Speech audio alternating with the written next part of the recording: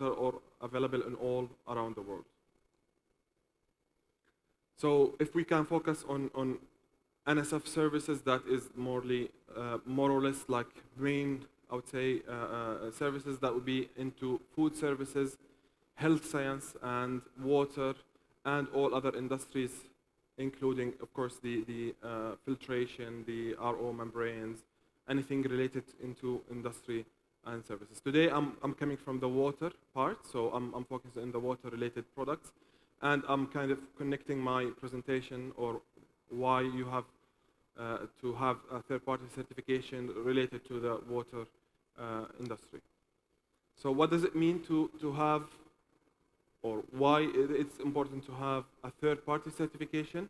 It's actually, it's like a kind of a way to increasing concern that public health and safety issues have worried about. So, and this is basically because globalization. So when we talk about globalization, we talk about high volume of products circulating all around the world, and this include hazardous material like we are talking about chemical or physical and bacteriological associated with drinking water, I would say, or anything related to drinking water, and the way it's processed and supplied to the customer. And the other part or the other aspect is the product specification. So we are talking basically about labeling, performance claims, and marking of it, and composition of that product that you need to be certified. At the end, what does it mean to the customer concerns is the customer expect always to have product in the market to be safe, to be used for their families, their self, and everybody else. So if we talk about in general a certification by a third party, what does it mean? So a certification body, in this case here is a CB, is not involved in the design, manufacturing, supply, or repair maintenance of the product to be assessed or being assessed. In this case, you will have no conflict of interest, and it's completely independent services that can be provided by the third-party certification company or certification body. This certification or third-party certification is actually governed by an ISO standard. If we look quickly to this ISO standard, we're talking about ISO 17025, 17020, and 17065. I'm not talking about all of details about those, but if we talk about 17025, which is the most important one, it's talking about the general requirement of the competence of testing and calibration laboratories. This is, it's like the main ISO certification for laboratories, ISO 17020. It's actually related to conformity assessment, and it's required for the operation of various type of bodies performing inspection. And the last one is 17065 is actually required, or it's a requirement for the body's certification product, process, and services. So in order to demonstrate a compliance, certification body will test two recognized standards. So these recognized international standards. It will audit the manufacturing facilities and maintain ongoing surveillance, including retesting, of course. So if we look to why certification or third-party certification is important, we will look into three aspects. The first one is the end user, like myself, yourself, and where the third-party tech industry mean testing, inspection, and certification.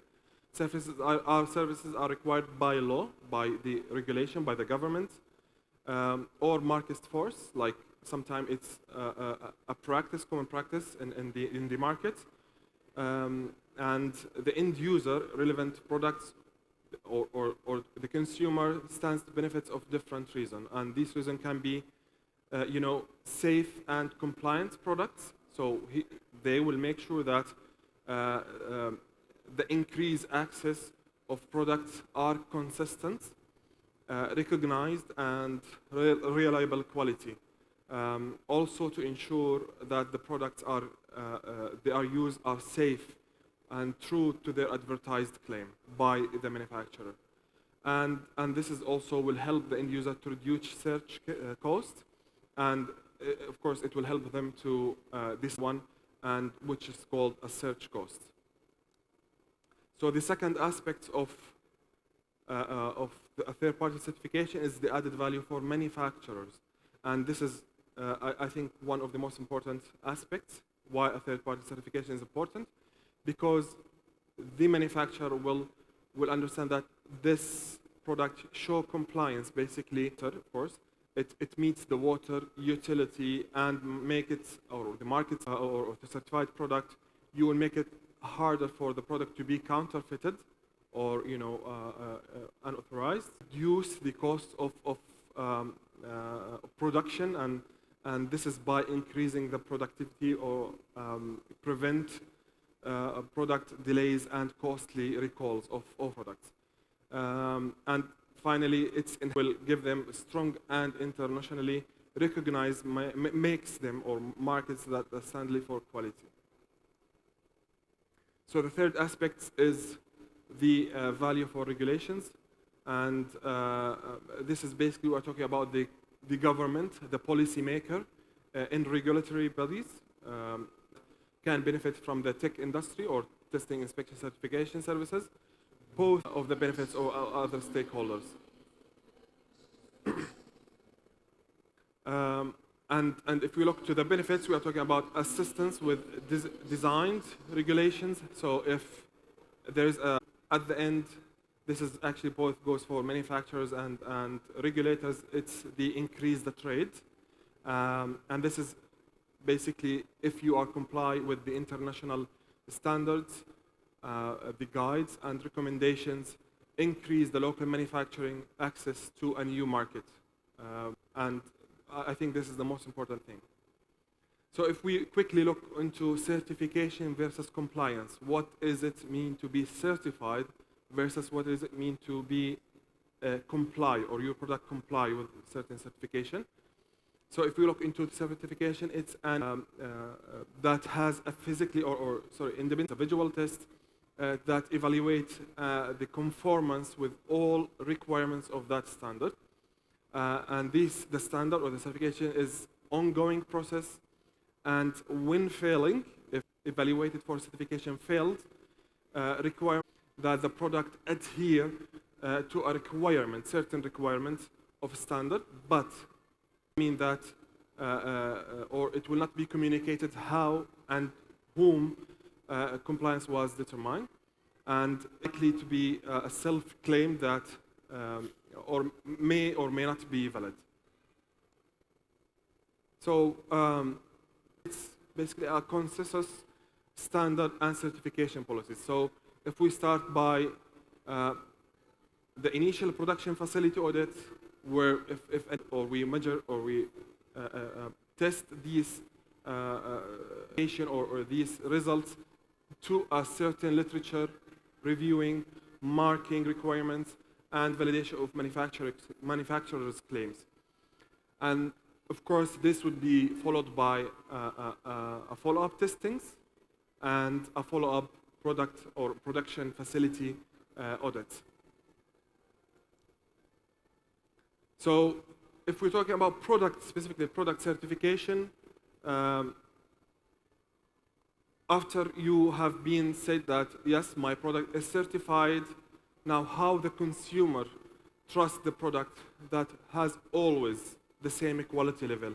And this is where NSF can be helping here, and can be helped or achieved by NSF certification by its ongoing audits and testing.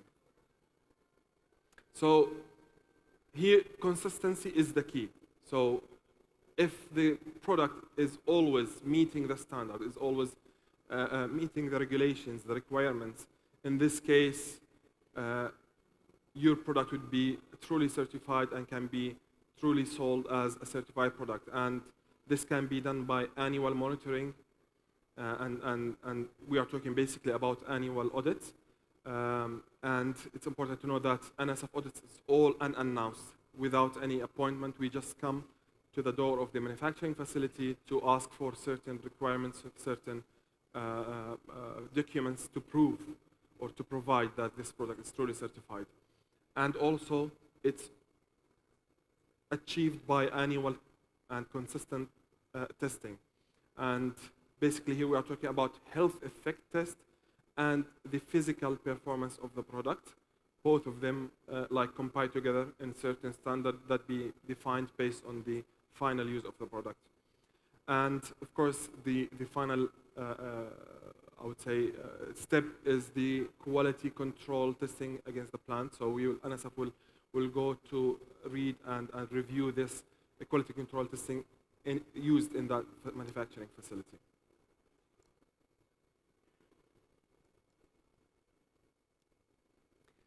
So, in a nutshell, consistency means quality. And if your product is NSF certified, it has to be made with a fixed compound or fixed wetted part materials.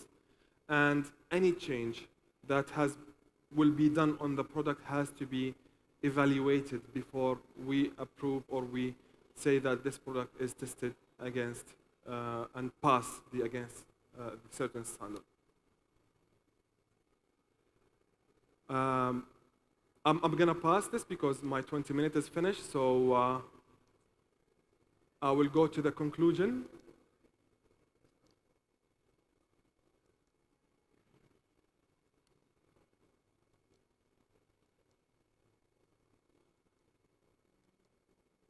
So in conclusion, it's important to produce high quality products, and this product has to be consistently fitted product. This is one of the most important reason why your product has to be certified or has to be third-party certified specifically. And certification sets playground for all manufacturers. So they have to meet all the same regulation using the same approved material or tested material, which is a fair play for everybody.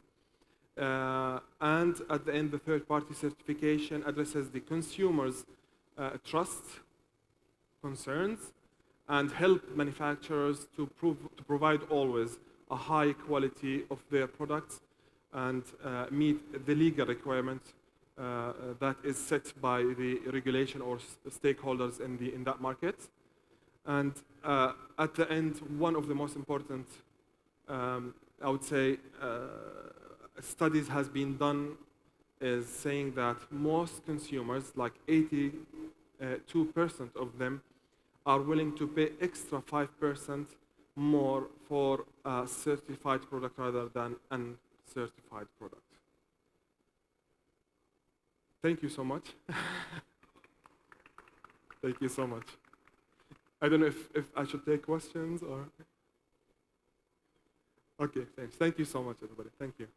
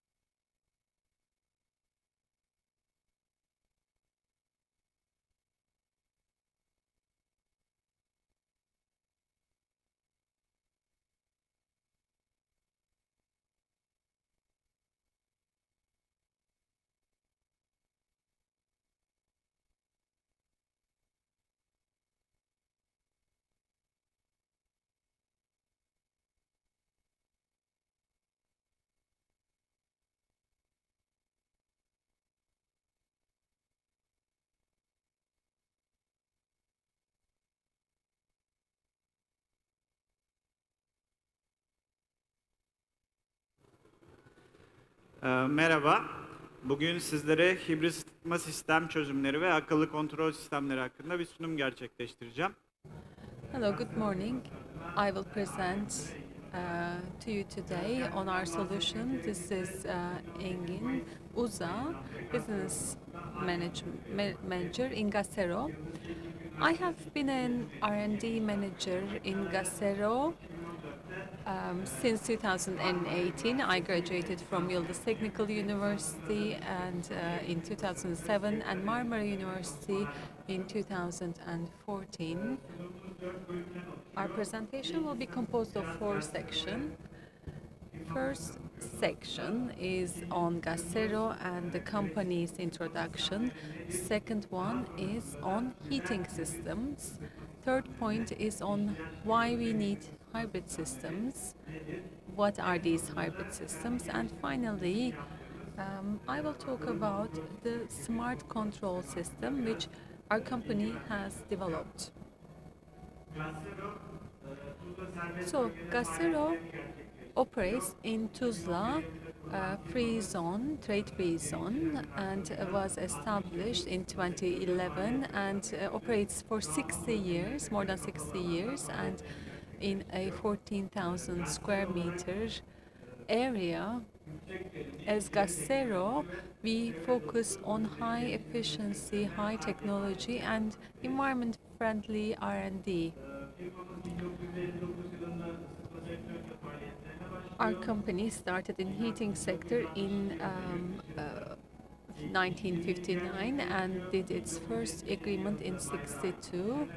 And in 77, the second generation takes up the business, and in 1988, it has created the first boiler with natural gas in Ankara, and we start our exportation in 95 to other countries.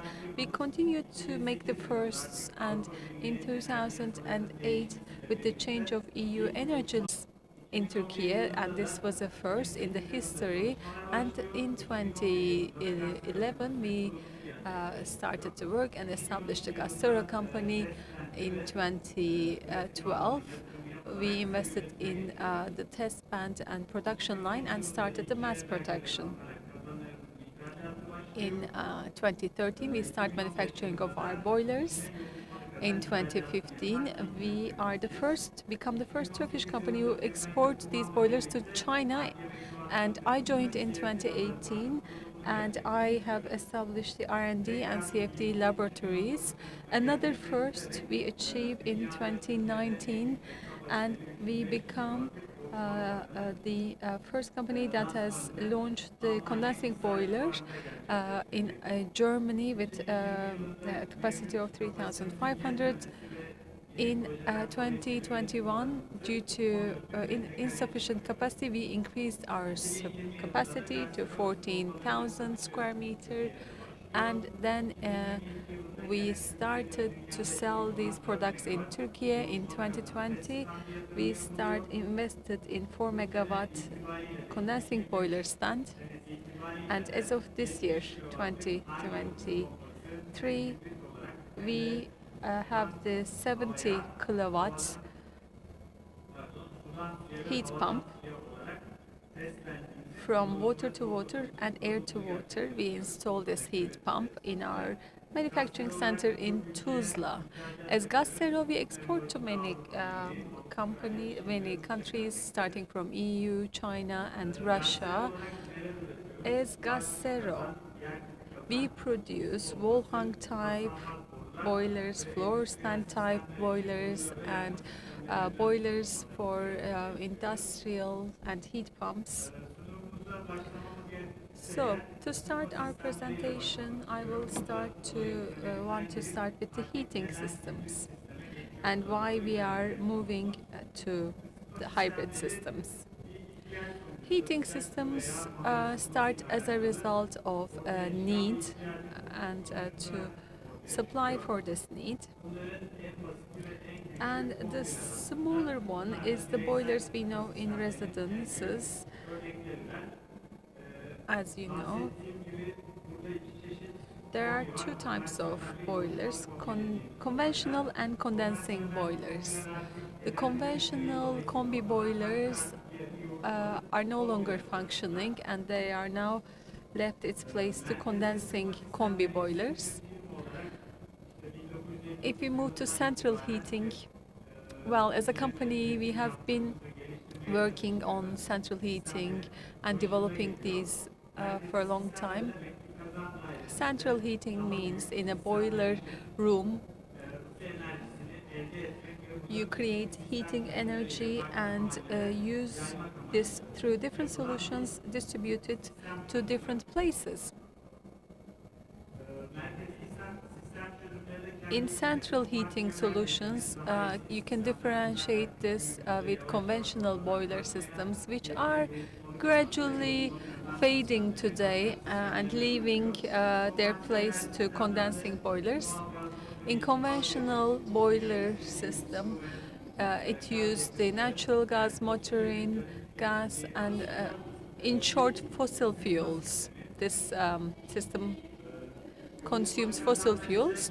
However, condensing boilers also work with fossil fuels, but there is also work going on with natural gas and LPG. Difference between condensing and conventional boiler is that condensing boiler is more efficient than the conventional one, and it uses the energy from waste gas to reproduce energy. So condensing boilers can be differentiated to two in the sector: wall hung type and floor stand type. You can see the wall hung type condensing boiler and how it functions. And the difference between this and the conventional one is that we have a pre-mix. Gas and air mixture goes into the fan, so they go into the place where we will condense the liquid, and with a controlled burning we create energy and it moves to water, and waste energy flows to the chimney. So waste energy, before leaving this chimney, we condense it and we generate energy and we create gas. This is how condensing is achieved. So we will then benefit from waste gas in low temperatures. And this is the reason why condensing boilers have the technology that makes them effective and energy efficient.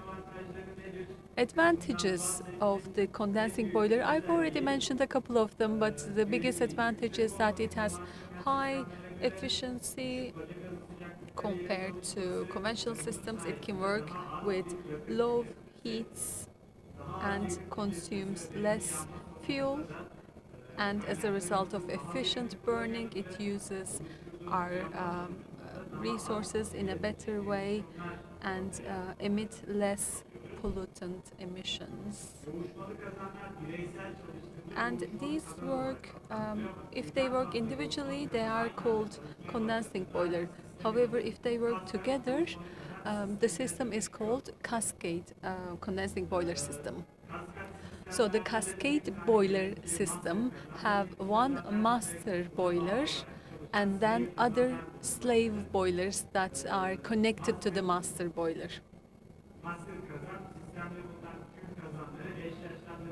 Master boiler works all of the other boilers in terms of the peer system, and it is the advantage of it. If there's a failure, you don't have to close the system or wait. In conventional system, there's one backup, but in cascade boiler system, there can be 16 to 64 boilers. If one makes a failure, you can just close the valve, maintain it, and continue with the other boilers. So the biggest advantage is the maintenance and continuity. You will see an example of a simple cascade system. The difference between combi boilers and this is that combi boiler is a system solution. This has two entrance, two exits for water. It goes into the heating space and goes to the residential area. However, in cascade condensing boiler, you need a system solution, a space for boilers. And depending on the system, you can put the condensers together and have this managed with a control card. Bir diğer ısıtma sisteminin elemanından bahsedersek de bu ısı pompası. Artık birçok yerde Another system is the heat pump. We hear heat pump a lot, especially with the pandemics, wars, and challenges in supply and increase in the energy prices. Heat pumps have become popular in our country. Heat pumps serve for heating, cooling, and also supplying hot water. They take the energy from the nature and then they transfer it into the water. Depending on the resource, it can be air to air, air to water, water to air, or from soil to soil based. The most popular in Turkey is from air to water because it's easy to install, but there's a condition when the climate changes.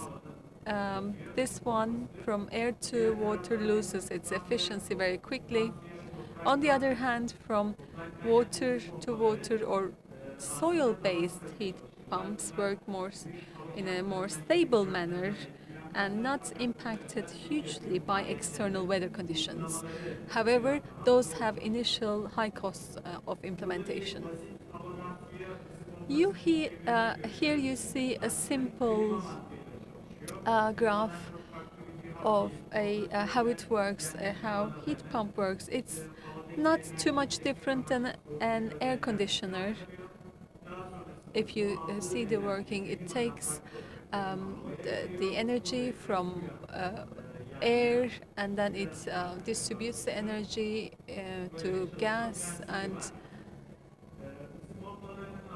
the advantages of heat pumps is that if weather conditions and the seasons are appropriate, then from 1 unit of energy, 4 units of CUP can be produced. It's highly efficient, and it uses less energy resource to generate more energy, and it reduces carbon dioxide emissions.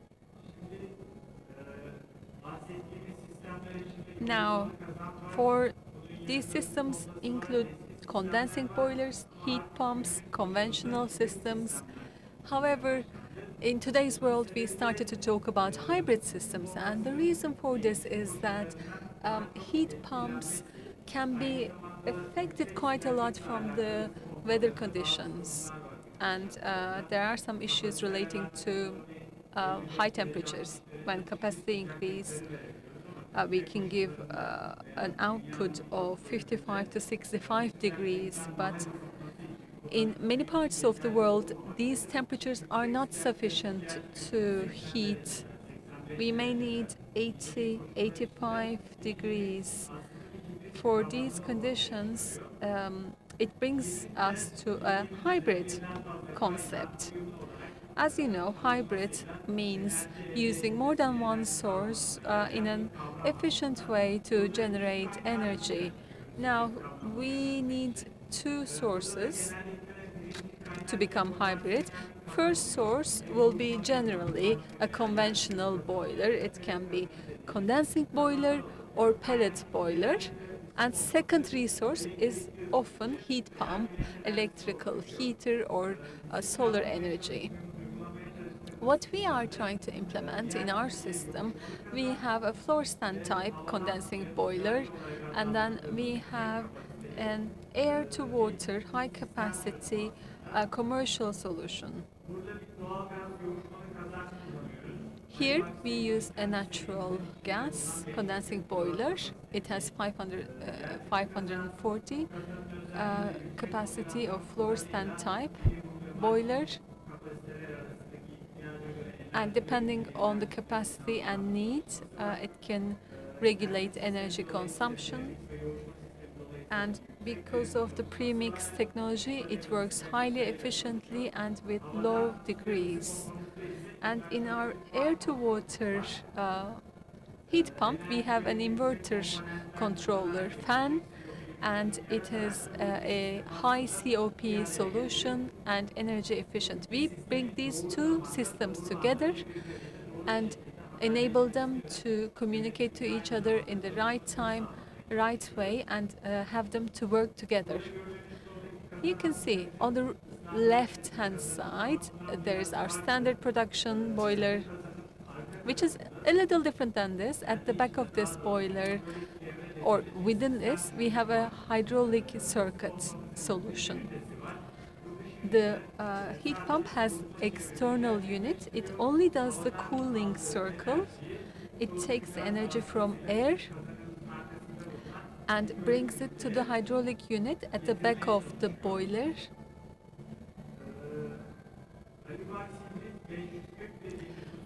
Alubox Hybrid 540, this is a hybrid solution where we can give outputs of different temperatures, for instance up to 55 centigrade degrees output temperature, and also high temperatures of output water of 80 to 85 degrees. And it has a cost electricity calculation, or natural gas unit cost is written, and we calculate this tariff consumption in that way. So the input from the external air sensors and also the external air composition in the boiler is put together, and we are trying to link these together, and the control unit calculates these by itself. Once it knows the unit costs, depending on which weather condition, which season, what heat pump is working, it decides what heat pump to work depending on these conditions.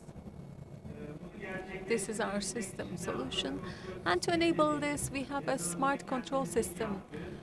We created the software for this internally ourselves, and it can be tailor-made, can be personalized, and we are working on this and doing tests. We need two cards, main cards for this.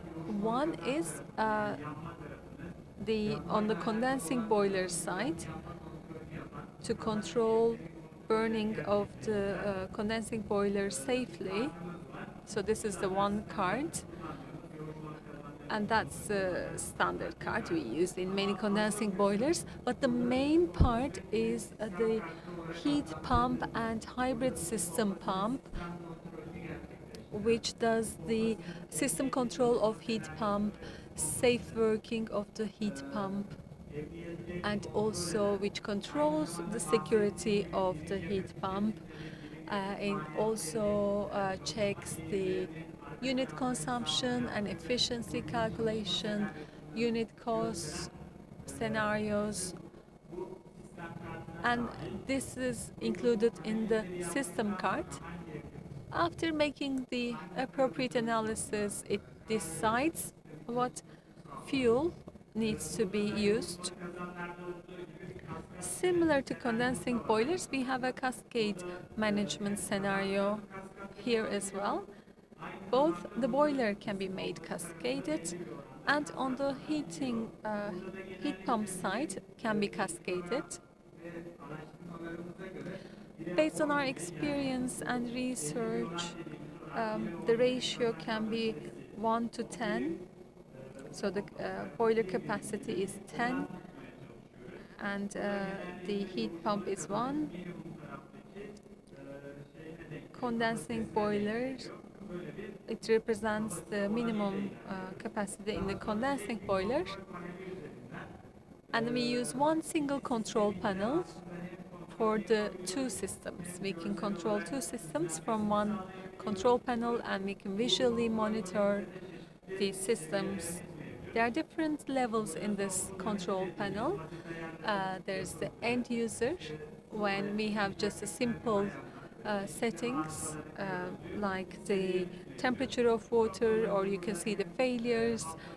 End users can get a weekly plan here, and they can see if there's any issues or errors with the systems. Other levels are service and engineer levels. The service, as you will see here in the next page, the the system can easily define the system elements and enables the installation of the system. And at the engineer level, the parameter metrics can be set. More detailed settings like the height, etc., can be made through this interface software. This is not a package program that's ready-made. It works with the software of the company, and we are trying to still develop, and we are doing the R&D. We first launched it in a Germany fair, and we are having it in our stand today as well. And normally, the screens may look familiar to you, but the software behind this is completely designed by our company. This will be my presentation. Thank you very much for listening to me. We are in hall 6, E02. You will see the boilers, and the examples are commercial products. If you have time, we would invite you to visit our stand.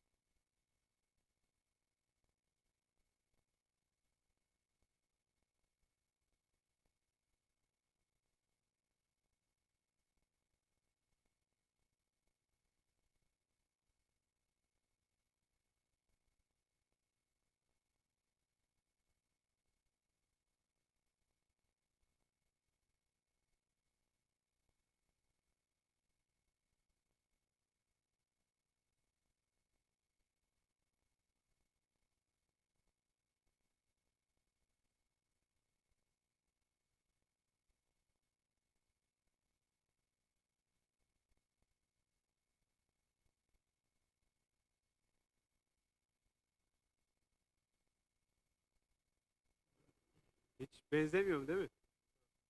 Halime benziyor mu? Sesim geliyor mu? Tamam, çok güzel. Tamam. Bir denerseniz çalışıyor mu diye. Süper. Başlayabiliriz o zaman.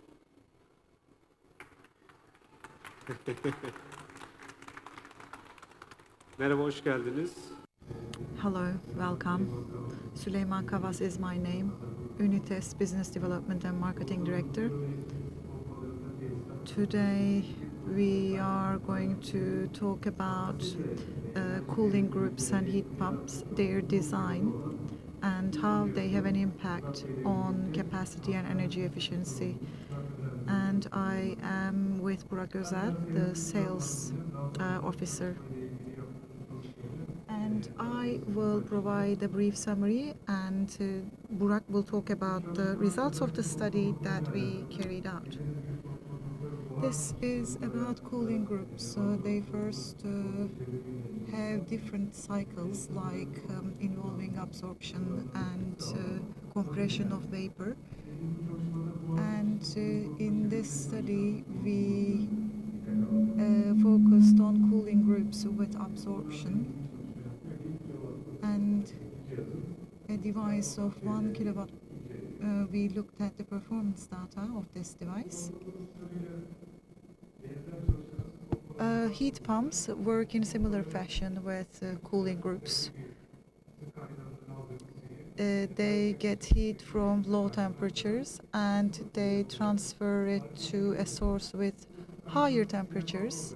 Depending on what type it is, we can divide it into different groups. So ground, air, and water-based heat pumps we have. Let's have a look at their cycles.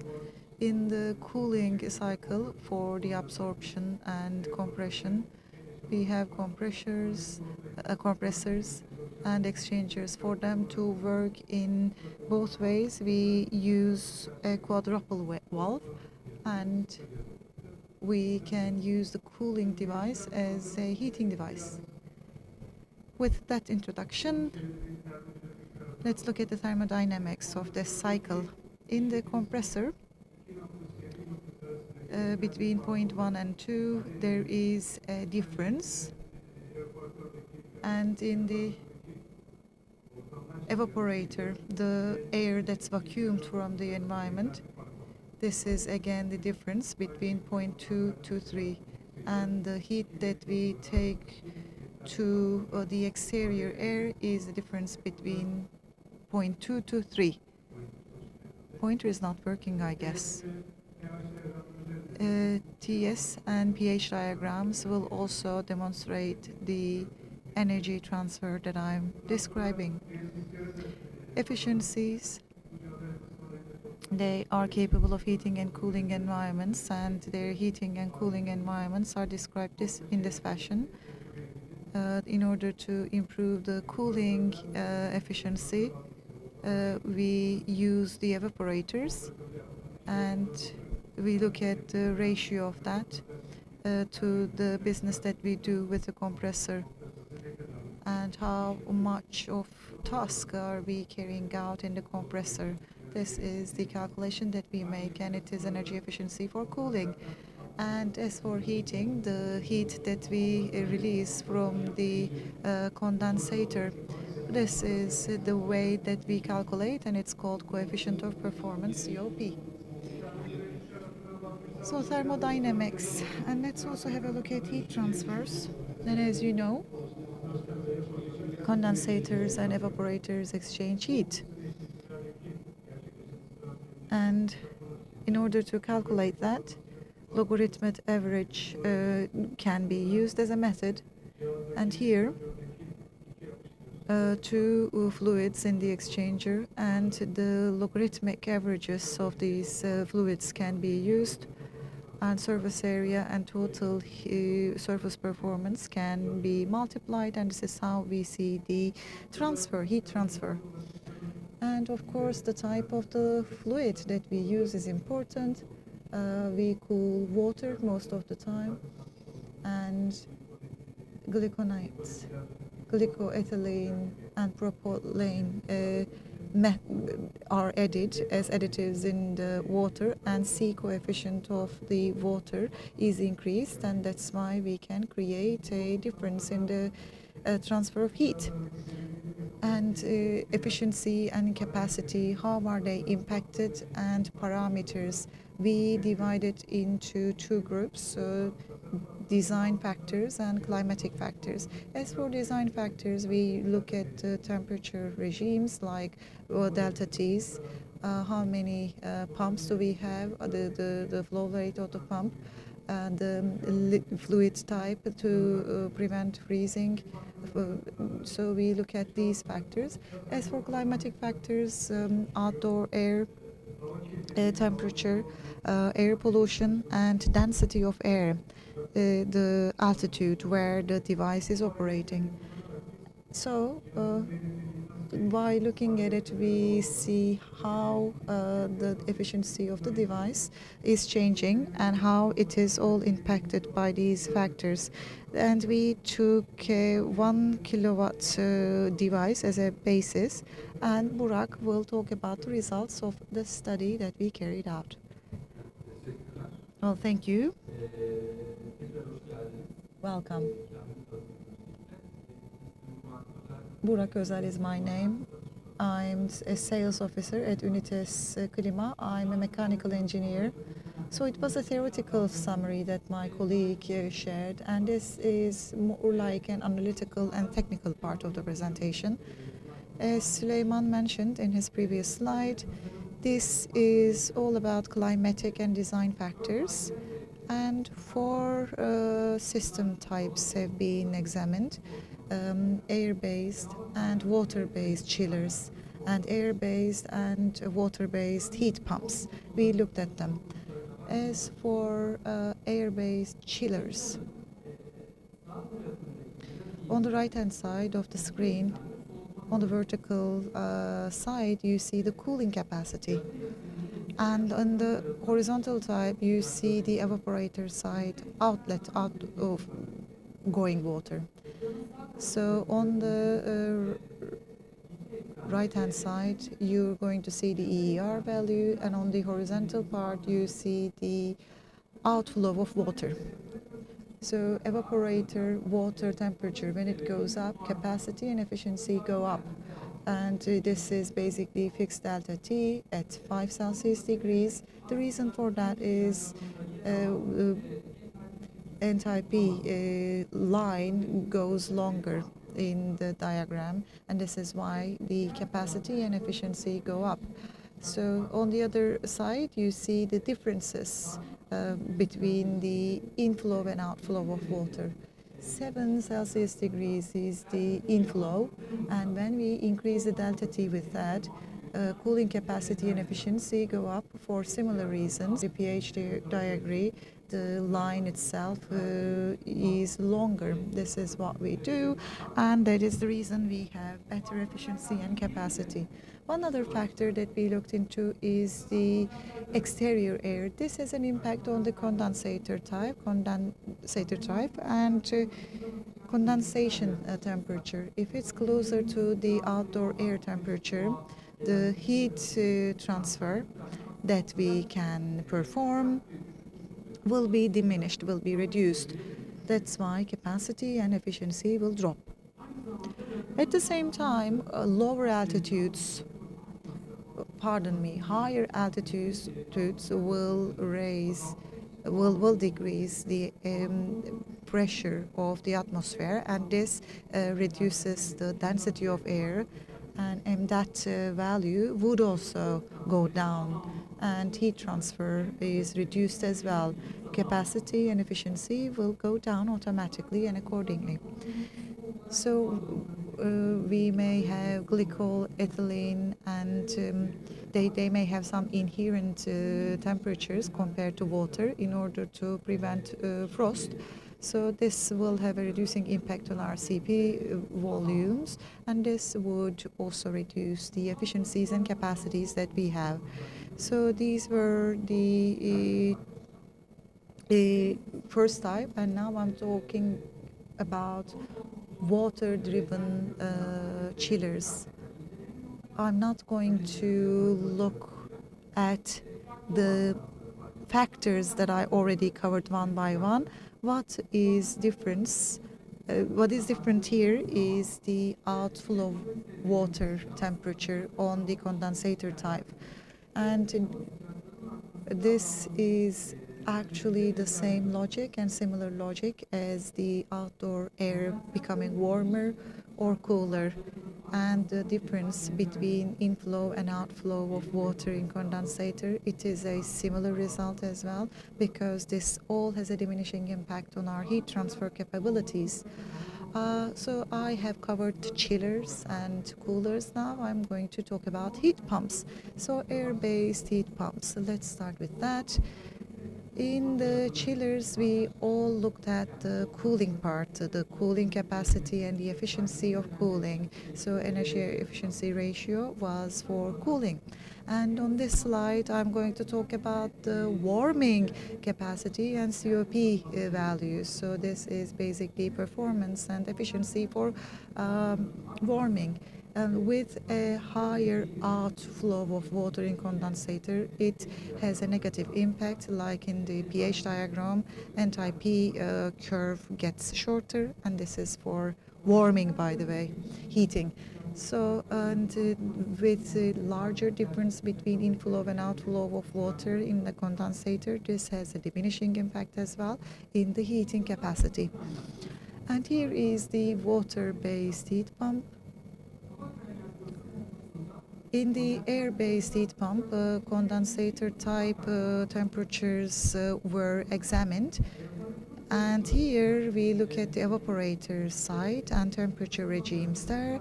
And this is how we're going to see the heating capacity. Evaporator outflow water temperature. When it's higher, the COP value goes up. And if the difference between inflow and outflow water is higher, it has a positive value for us, for COP. And here is a summary table of what I covered so far. And the reason I did it is because in 20 minutes, touching upon all these details would not really be possible. So we summarized it in this table. And when you have a general look at it, evaporator side water inflow temperature rising will have a positive impact in terms of EER. And the condensator type temperature going up would have a negative impact in terms of EER. For cooling, outdoor temperature going up would not really be a good development, whereas it's quite the contrary for cooling. And atmosphere pressure, when it is higher, it results in a negative impact for EER, and it is a negative impact for cooling and heating. So we talked about chillers and heaters and heat pumps and factors and what kind of efficiency results they all produced. However, the only factor in the entire design and equipment is not really chillers and heat pumps. There are other parts of equipment, and they all need to be working in alignment with one another. When we look at the big picture, together with heaters, fan coil numbers, and pump flow rates and other factors within the equipment and within the entire installation should be taken account. 1 kilowatts is the required amount for a building, let's say, and this is a sample study. And for different temperature regimes, we prepared it. We always kept delta T at a fixed value. We started at 5, and then we even raised it to 15. ER value goes up, which is represented by black. This is good for chillers, so this is how we raise the efficiency for chillers. However, with dark blue columns, you see the fan coilers needed, and we need more of it. So in a temperature regime of 5 to 10, 89 fan coils would be needed. and with up to 20 Celsius degrees, you need over 100 FCUs. And temperature regime up to 10, 132% is its performance, fan coils. When you increase the temperature regime, well, 13 to 18, we even see a drop to 0%. With projects involving a lot of human load, it may be problematic. And delta T is always at 5, so the pump flow rate does not really change, and this is basically the flow rate for the pump. And this slide is about variable temperature differences. What I mean by that is 7 to 11 was the temperature regime, and 7 to 15 we can raise it to, so that the T may go up to 8 from 4. This is what we're examining right now, and the efficiency itself goes up just like in the previous slide, but the orange columns, well, delta T will be going up and mdat is going down, and the flow rate goes down as well. So it goes up with 215, it goes to 108, and fan coil numbers, as represented by blue columns, the need for it is higher. So chillers efficiency can be improved only by changing temperature regimes, and let's reduce the number of fan coils. We can't say that. We need to look at it holistically. The diameters of the pipes and the chillers capacity, fan coils and capacity efficiency should all be taken into account, and this is why we need a lifelong cost analysis. And the first initial investment costs need to be taken into account. Maintenance costs and operating expenses should all be taken into account. And the optimum point here is related with our project, and this is basically the ideal selection. Every project will have its own condition circumstances, so the temperature regimes and the points that we focus on will be different, and this is how we need to proceed. That's all from our side. Thank you very much for your attention.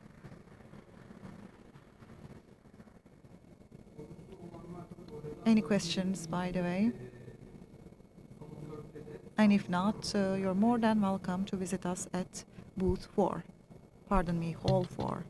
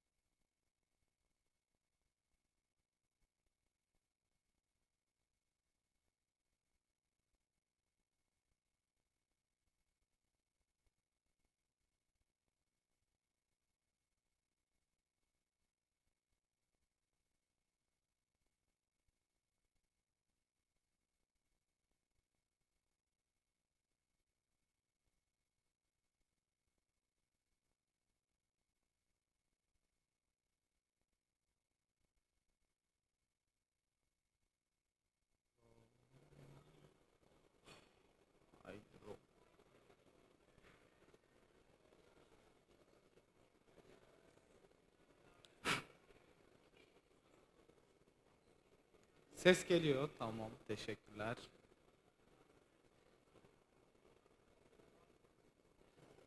Başlıyorum.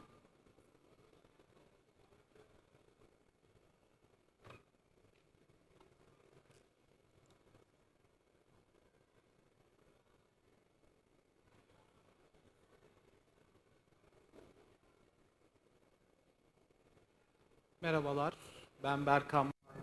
Hi, this is Berkan Bayrak. I am product manager in Form MHI air conditioning systems. And today I will talk about our new generation VRF systems.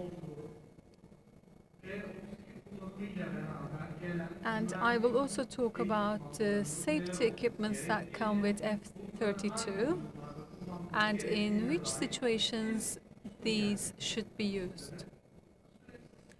We have 20 minutes, a limited time, so I will quickly explain, and I thank you for your participation.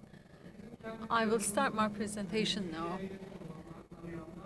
If you are familiar with Mitsubishi, you will notice that the device has changed. It has a new case now, new features, and it is going through a changing period in the market. First of all, there's a product concepts, main features, its hardware and then energy saving features. In the product concept, you will see we have VRFs with Rev 32, and then we have previously micro ones, and they were already ready for sales. Although we couldn't use them in the Turkish market, that series was launched, and now we will introduce you to the standard VRF. It is currently within the process stage. It is already some elements like card stage, but still under development. And in the upcoming period and in the coming years, it will start to be actively used. As you will see its case, the color, everything has been completely changed. It has new exchanger, high efficiency, and new compressors. It cares for the environment. It has better energy use and lower global warming potential. It uses V32 gases. It is stronger, much resilient, and also its working ranges have been developed. It occupies less space. It's a more compact device, and the size have shrinked. And also you can change the safety equipment as flexible. In some brands, parts like gas detector would be standard. However, in our ones, the safety equipment is flexible depending on the situation and the regulations, whether you will use them or not. You can choose them flexibly. The service is easier, access is easier, and there are developments such as continuous heating, and there are improvements in some comfort areas. And bringing all of this together, we are launching KXZ3 devices. Well, impact on global warming. As you know, that the gases used in our devices have a potential to warm the globe. And when these devices are in the nature, some of the sunlight can be standing at the atmosphere. So as R32 carries more heat, it can provide the same heating and cooling with less gas. Well, previously you would use 20.5, and now you can just use 17 kilograms of gas to use the same system. And taking into consideration the global warming potential, In R32, there's 625, and if you put these two products together, um, we can say that it has a 70% less global warming potential compared to the previous version. So we have the, as you can see, the over 70% reduction and reduction in the global warming from 42 to 12.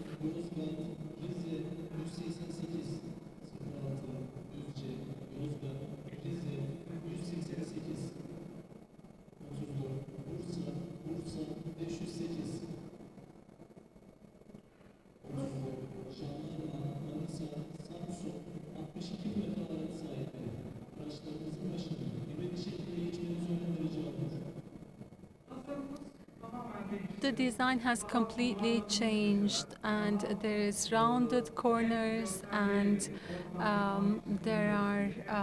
there's a blue line going across, and there's a blue line and change. We have the wing protection metals and the metallic blue line and rounded corners, and the aesthetics have been, the diagonal wing they all have been renewed. This was our logo. The main features are our models and our performance. Let me give you some examples. First of all, our device is has some models like 22, 28, and 32.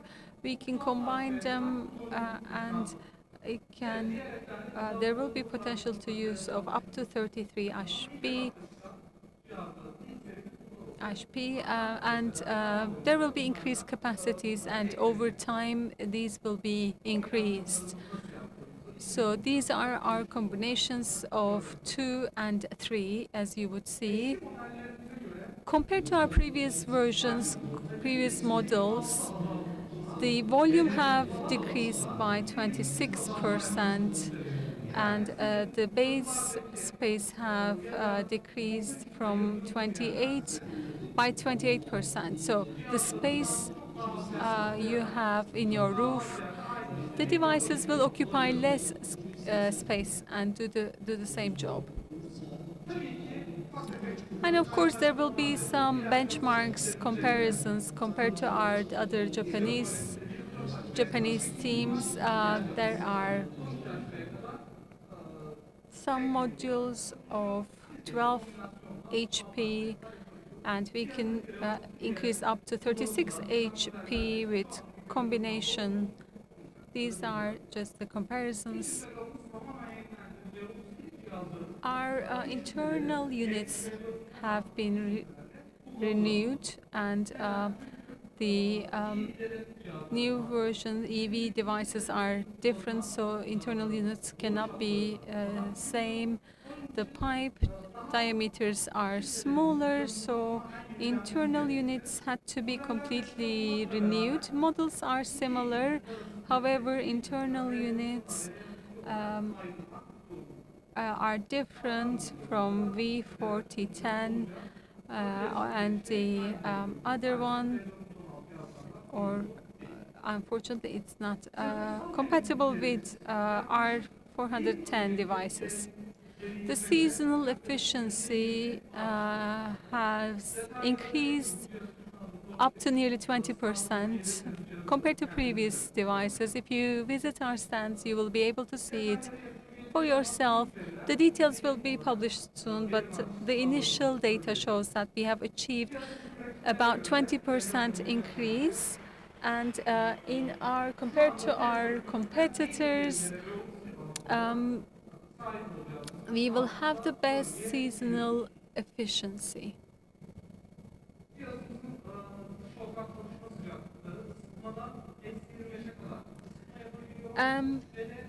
We can make up to minus 25 heating, and the refrigeration you would see. Our piping limits are very similar compared to the previous one. There would be similar distances as we continue this. In terms of its equipment hardware, our new exchanger has been developed. The device starts to work at 12 Hertz. So the compressor can start at low points, and then it consumes lowest point of energy. We have new liquid injection technology, and we will share these details with the market soon. It enables the cooling flow to be effectively cooled. Currently it's at prototype stage, so we cannot share too much details. We used to have multi-ports to prevent too much pressure before the final exit point. If there's enough pressure, it exits from one of these ports. We increase the number of ports and optimize this.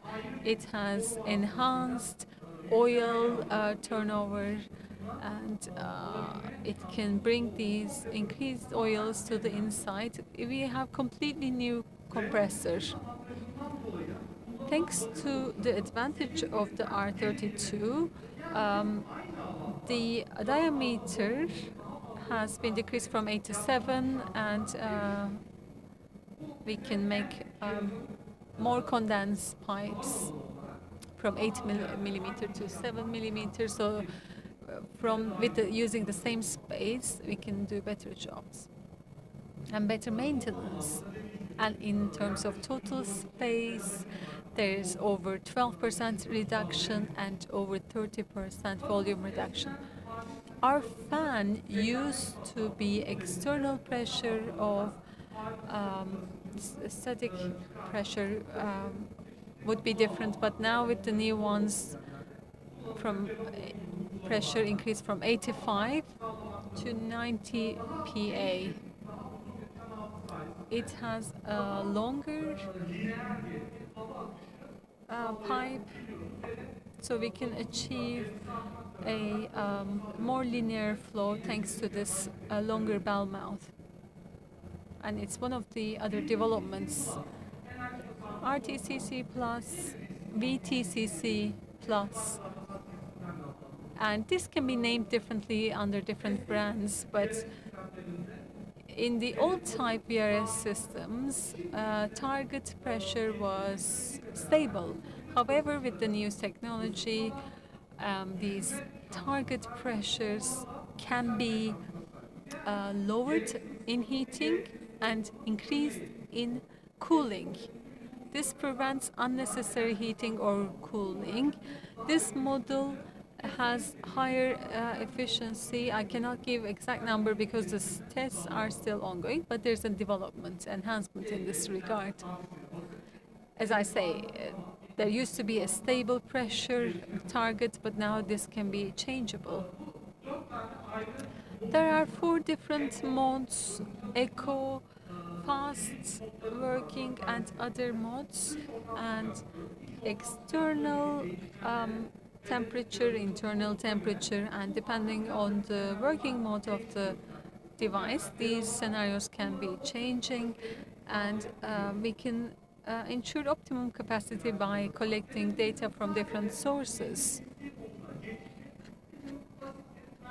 Switching to the VTCC mode can be achieved through just one click in one control device. Continuous heating, capacity control. We used to have this technology in the past years, so we would heat the device in external conditions, and when needed, we had the defrost operation. This technology continues, but we also have the hot gas bypass to enable continuous heating operations to defrost operations. Some of this gas is sent by bypass, so the continuance is enabled. In hot gas bypass systems, The flow temperatures are not decreased too low, and the heating can be sustained. The details will be further shared with the market.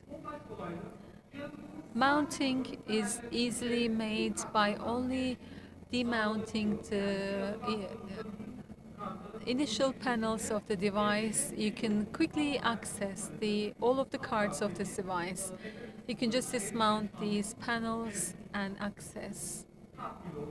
There's a security seal in front of the card block, and you can just access this, but taking it out. And it can take logs in the failure, and connectivity, it allows connectivity up to 83 units. Safety equipments. Together with R32, there are some security equipments that will come into our life. There are 3 of them: gas leakage detector, and it provides a sound. We have the remote control that has a sound and also a shut-off valve. These 3 security equipments are used in the EU and is based on the EU regulation that was, I believe, last published in August. These are the required equipments. So there's the remote valve and the air conditioning. This is a bit complicated. There are 3 zones. Each one of these graphics can change depending on the models. If you are in zone 6, the gas amount in the system can correspond to the gas. If you are zone B, you need to use one of these security equipments. In zone A, you need to use 2 equipments at the same time: gas detector and shut-off valve. An example, zone A, none of them is required. None of them is required. Zone B, for floors under the main floor, you need to use 2 equipments. For other floors, you only need to use the gas leakage detector. In zone C, if you have floors under the ground floor, where Wi-Fi is not used, however, in other floors, 2 devices are used. All of these steps are controlled, and you need to identify what needs to be used in the system. If there is internal unit, there's 1. The limit gas is 15. These are the pre-limits. 63.8, as you can see, is the limit. If you have 4 units or more, the system must maximum contain 63.8 is the value of the gas that the system can contain. Let me give you an example. The gas amount in a system is 9 kilos. By the way, we can present you all of these as tables. Height is 2.5 meters, and there is 53 square meters space. And our device is between A and B, AB. In zone A, there's no requirement. And on the other one, as 9 kilogram is higher than 8.9, you need to use 1 security equipment. And in floor standing type, it falls into zone B, and you are required to use 1 security equipment. Another room, this is a second room. It falls into zone B. There's 25 square meter space, 8.4. This stays in zone B. Now again, similarly, we have a different new room. We have a space of 35 square meters. This part is not visible. Some of them stay in zone B, some of them in zone C. Each space has a specific requirement for the security equipment that needs to be used. And together with this, we have introduced an alarm function in our control. It provides a sound of 60 decibels, and the system provides a sound alarm, sound voice alarm. Thank you for listening to me. Thank you very much. If you have any questions, I'll be around. I'll be happy to help. Thank you very much for listening to me.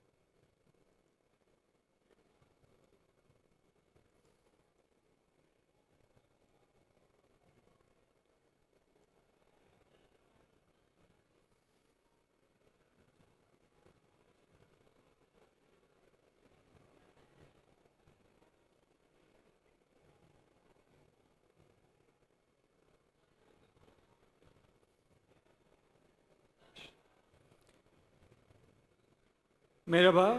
Önce Hello, welcome. The Art of Flow is my presentation. I'm about to start now. I hope you're having a good exhibition.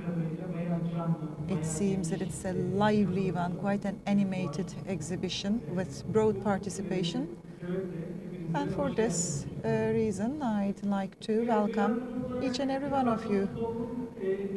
The Art of Flow, we're going to talk about its depth and why it's embedded in our DNA. I'm going to talk about that. And I will talk about myself. At Duyar, I've been working for the past 16 years, service engineer, repair, maintenance, production were all the areas that I worked at. Mechanics, electronics, electric were the areas I had efforts in. I'm very much affiliated with automotive, so mechanical engineering and electronics engineering are the areas where I studied in terms of my MA and PhD. So I am an R&D director at my company right now. So this is my presentation, The Art of Flow. When we look at it, art and flow come together, and we call it Duyar Valve, and how we named it and the depth of it, I will try to describe it. Art and product, it may not really be associated easily, but if it touches human and it touches human hearts, we may call it art. And its depth, I will talk about it. And why it's part of our DNA, I will also explain it. And yes, I will quote from an expert. Pablo Picasso. Learn all the rules like a professional and break them like an artist. And this is what we are trying to do. And what these rules are, we basically embrace them, we try to understand them, and then we learn them. We break the rules and we break the taboos.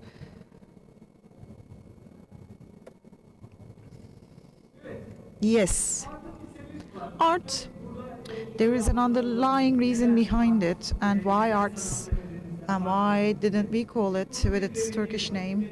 Well, it has its depth. In Turkey and outside Turkey, we wanted to have the same motto and the same slogan.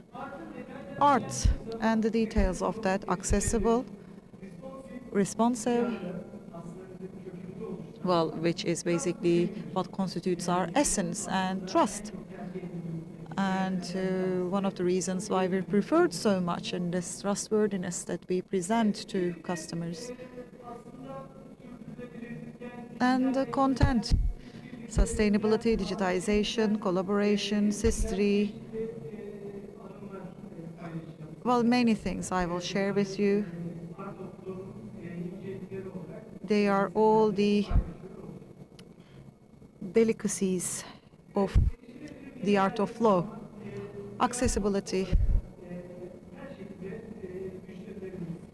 Our customers and stakeholders are able to reach us on digital environments. They can find us exhibitions and events we organize. They have the chance to have contact with us. As for responsive, we always are very responsive to people and their needs. Carbon footprint, sustainability, these matters, and digitization. And well, these are all popular matters, and we have different activities in that area, and I will talk about them as well. Technical training sessions, and they are very important for us and for our customers. Trust. This is where we are most well-rooted, deep-rooted. We have certifications, and we support our position of trustworthiness with certifications ISO 9001, ISO 1002, and other documentation we have, and this is how we set ourselves apart from others. And how do we really approach it? As an R&D expert, I've developed an approach. Analyst, reformist, and technological are the adjectives that we assume. So the experience of all these years and how we make it part of a flow, digitizing the flow, we did it, and with new products we worked, and we added excitement to all our processes. And we are Valve, you may know it, but those who don't know it, I will talk about what it does. Valve production and supply, automation and control systems, customized solutions, technical support and consulting, and quality and reliability are the hallmarks that we offer. It all started on a benchmark, and we are continuing that. It all started in 1965. It's quite a well-rooted company. It may be a first in the world. We are spanning such a large area, and we have pumps, splits, and valves, and we have local and international certifications, and Valve is basically a pioneer in this area. We have our molding workshops in Ternal workshops. So we have 7 plants in an area of 35,000 square meters. And when we look at the products, the first global valves, static balance valves, we have the drainage valves, compact global valves, wet alarm valves have been certified by UFLM. Now we had dry alarm valves, and with the flow key, it is one of the numbered products, by the way, butterfly valves and pressure keys. And last but not least, pre-action and other valves are the products that we offer. Well, these are all innovative products, and I want to focus on them. Smart product groups. Smart Valve, you are more than welcome to visit us at our booth, and would be glad to present our products to you. In order to have full command of the flow, we use this data energy. We can have control of these data items. Delta T controls can also be carried out with that. As for manual valves, in order to add intelligence to that, wireless sensors we have developed, and with these wireless valves, the recognition and data can be generated, position sensors. As for the collectors, we can generate data from the lane. When the line is congested, the data can be transferred to the system. This is how we integrate our system with our intelligent valves, and full control is what we aim at. Areas where we make a difference. One event that we have is expedition tours, and we have visitors from different countries, and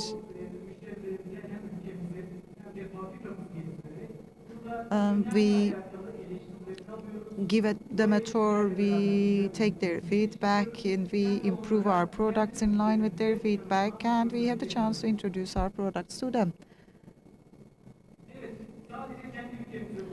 This doesn't only happen in our own country. We do it at World Cafe, we organize it overseas, and with that,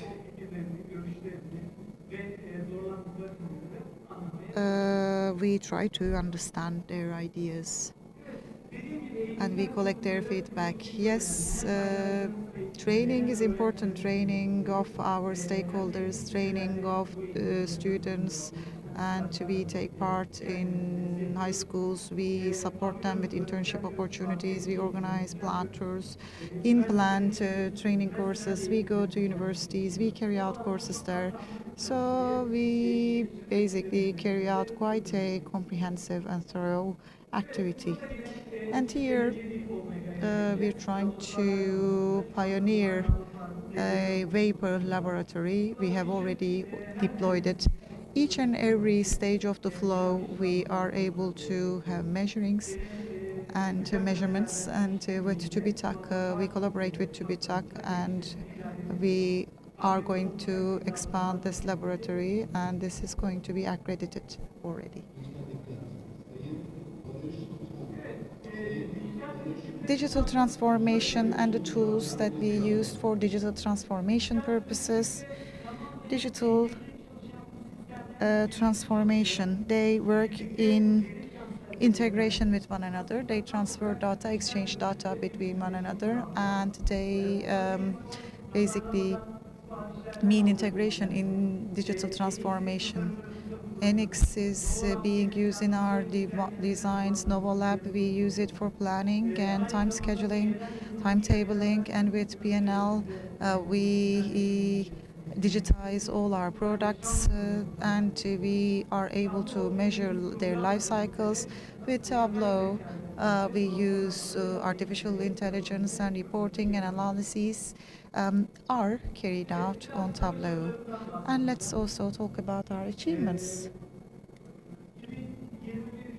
2021, we have become the #1 valve exporter of 2021. And again, we had the Innovalec award winner. We were the third in the rankings, and compact contaminant holders and collectors. It was a contribution from our sides to the environment, so it was an environmentalism award, and again the #1 exporter of valves we've become in 2021. Here are our highlight products: pressure reducers, swing valves, wet alarm valves. In the US market, riser manifold, very much preferred indeed. Some keys and switches, and butterfly valves, again smart valves, and they work with ultrasound flow rate meter. Vapor is a new area for us. We have metal articulated valves, and this is how we're going to differentiate ourselves. Smart products that we have, swing check valves, they have been developed for the US market. So, sustainability. As for sustainability, many detailed activities we carry out, fully recyclable products, or products that we can produce with the least energy consumption possible. And we formulate them in an ecosystem, and we work with our stakeholders. We look at recyclable products, prevention of water consumption, paper, metal, and glass waste, them being sorted and separated, and hybrid vehicles, and we all support these activities with such initiatives. I will talk about the projects that we carried out, the composite materials we worked on, for example, and how can we really produce products with them. And here you can see the results of them with the shavings and sawdust. We also have some patent activity, and sustainability is one area that we focus on. Vehicles are now going to be charged in the buildings, and how to really recover that energy. We have studied that. And one thing we've noticed was that valves are resistance tools, and can we recover power with that resistance, and we filed for a patent. So a valve being used as a power or energy recovery tool, we anticipated. And production is our greatest strength, as I mentioned. But we have a philosophy, and it is called lean. For years, automotive companies have implemented it, and they have attained certain positions with that. So don't do anything that customers will not pay for. It is waste, and stay away from it. So this is basically the philosophy that we have, and we have 5S, we have SMED, and we have, for example, systems where people understand where and how they need to use products. Kaizen is something, 10-step Kaizen is how we support projects, and Kaizen is great indicator for change and for Kanban, our stocks and inventories. We can monitor them properly. Line balancing and on-the-spot quality are all the efforts that we carry out in the plant. Yes, 23 patents and utility models, and two other applications we have filed this year, and we will keep on working on new patents. Here are some articles that we published, and we want to update and brief stakeholders, and we want to draw the interest of young people to this area. Yes, we will collect data, but what are we going to do with this data? We all have data on our smartphones, on computers, and with the data collected, the effort is to create big data, and big data allows us to see various algorithms of AI, and this is what we're trying to do. So there is data being collected from these devices, and we want to reach big data with that, and with that we'd like to get closer to the algorithms of AI. And what about these devices? One is smart and intelligent pulse position sensors, and IoT compliant pollutant or contaminant collector. These will be carrying out the tasks described. Universities, we have collaborations with universities, and Istanbul Technical University, Turkish German University, Aral University, Yıldız Teknik University. We have collaborations with these universities. With Yıldız Teknik University, we have an amplifier project. With it too, we have sustainable valve project. With Hacettepe University, we have new technology. We have new technologies. With Aral, we are basically laying the ground for intelligent valves. So we will keep on collaborating with universities. Thank you very much for your attention. This is all from my side. And if you have any questions, we're in this exhibition, and I will be glad to address them. And I wish you a life full of art and health. Thank you.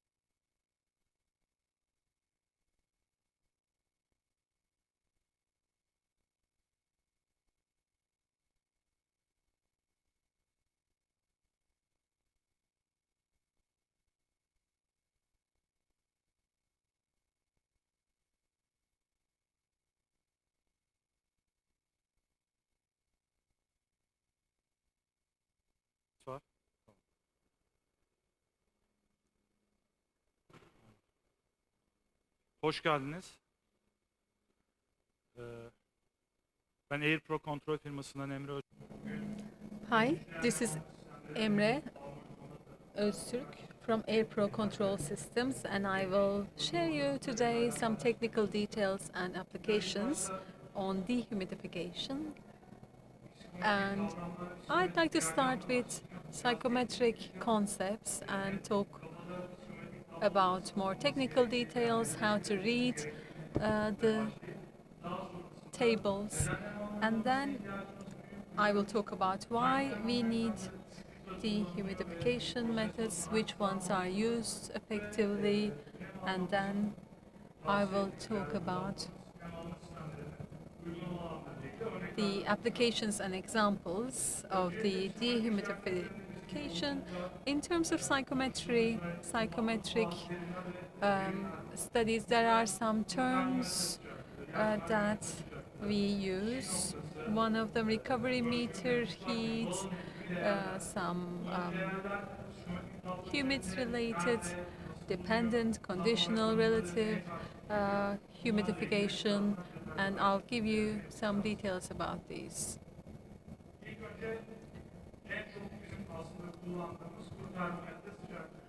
First of all, let me talk to you about the dry bulb temperature. When we ask what temperature it is to each other, it refers to dry bulb temperature. When thermometer touches the air and the value that we read on thermometer. And then we have another term, which is wet bulb thermometer temperature.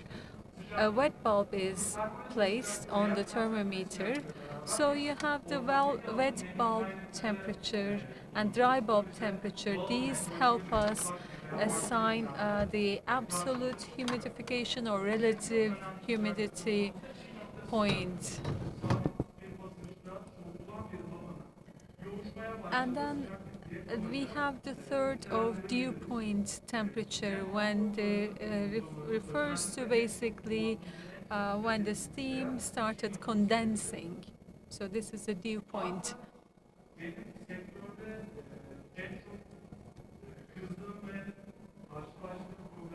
And then some of the issues that is frustrating is that specific humidity. This is the amount of water steam within a unit. However, for companies that produce projects, they use this very wrongly. They use the gram-kilogram value as the definite value. Actually, it refers to specific humidity or humidity ratio in English, which means refers to the water in 1 kilogram. Another one is specific humidity.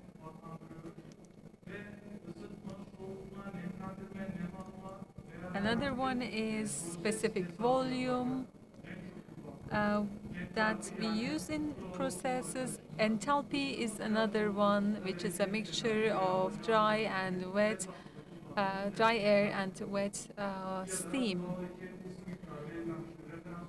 Or it is a thermal specificity that gives the reference values. Because we always talk about relative humidity, I believe that I will try to explain this in a couple of different ways. Relative humidity is the real pressure by the water steam at the air, and when this becomes condensed, the maximum part of this is referred to this. Normally, 1 bar should be the pressure. However, we measure and we put a ratio and we see the relative humidity, or the amount of water within the air, the maximum value that can take this air at the same temperature. Another definition can be more chemical definition, and the ratio of the steam divided by the maximum steam at that time. So the current steam and divided by the current steam at the air and also the maximum steam that can be contained in the air. So in terms of the numbers, I can give you 3 different reference points, 14, 20, and 25 degrees. So the maximum water ratio that can be held by these is 10 kilogram divided by 20 kilogram. When the air has 25 degrees, the maximum is this. If I measure at 10 gram at that point, and because my air can hold 20 grams, at that time when we measure, the relative humidity is 50%. We can use the same calculation for 20 degrees. The maximum value that can be held by air at 20 degrees is 50 gram, and then we divide this 0.75, so it has 75% relative humidity. Air at temperature 14 degrees, it can hold maximum of 10 kilograms. We measure 10 kilograms, so the relative humidity has reached 100%. In psychometric table, these can be dry thermometer temperature can be put here, and the wet thermometer, wet bulb temperature can be shown here, and then the relative humidity can be shown in this table. Humidity ratio can be start at 0 from the axis of the vertical axis, and it can change in different diagrams, but generally this one 55 60 kilogram is the one we use, and density of air, and these are the values that we use in two different capacity calculations. And at the other side of the psychometric table, there is an y-axis. You will see this in this axis. And the dry bulb temperature is at the bottom. And you will see the wet bulb temperature there. In psychometric diagram, there is cooling, heating. When we are doing these transactions, you will need to follow this compass overall to understand it better.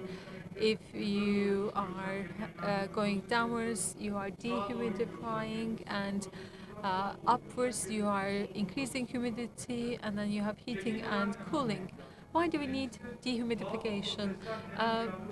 First of all, some processes can be sensitive to humidity, and for this reason, if there is temperature that is reaching its dew point, then the final product can be harmed. For this reason, we need dehumidification. And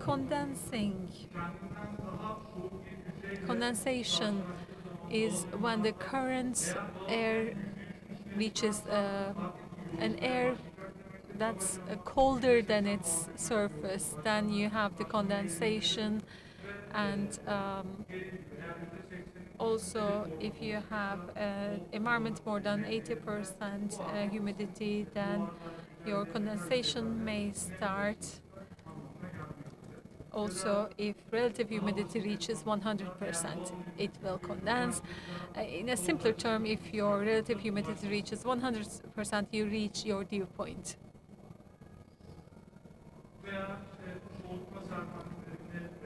In cooling serpentines or cooling rooms, depending on the external environment, if there is there could be issues, for instance, frost in serpentine cells, in laboratory in food processes, if there's 50% and more humidity, bacteria would be created.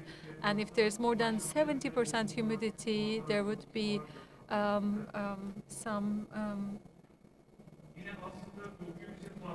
molds in the wood, and also particles can be distributed through the air. If the environment has more than 50% humidity, the odor can be distributed, the smells can be distributed fastly.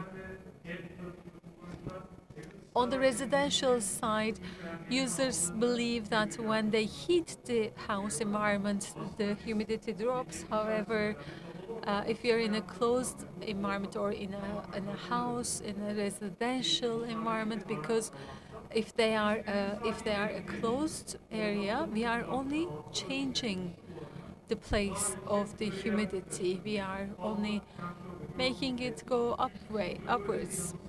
So this leads to a misconception in the users. Dehumidification cannot be achieved that way. Corrosion may start if there's more than 50% humidity and there's high amount of corrosion problems on metals. This is from a research from the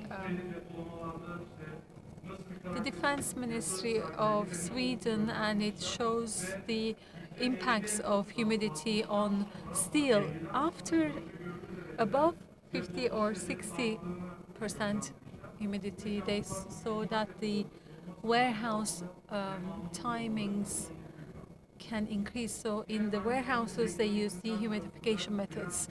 In terms of electronic products, there could be resistant equipments, and they can be corroded or damaged due to the impacts of humidity.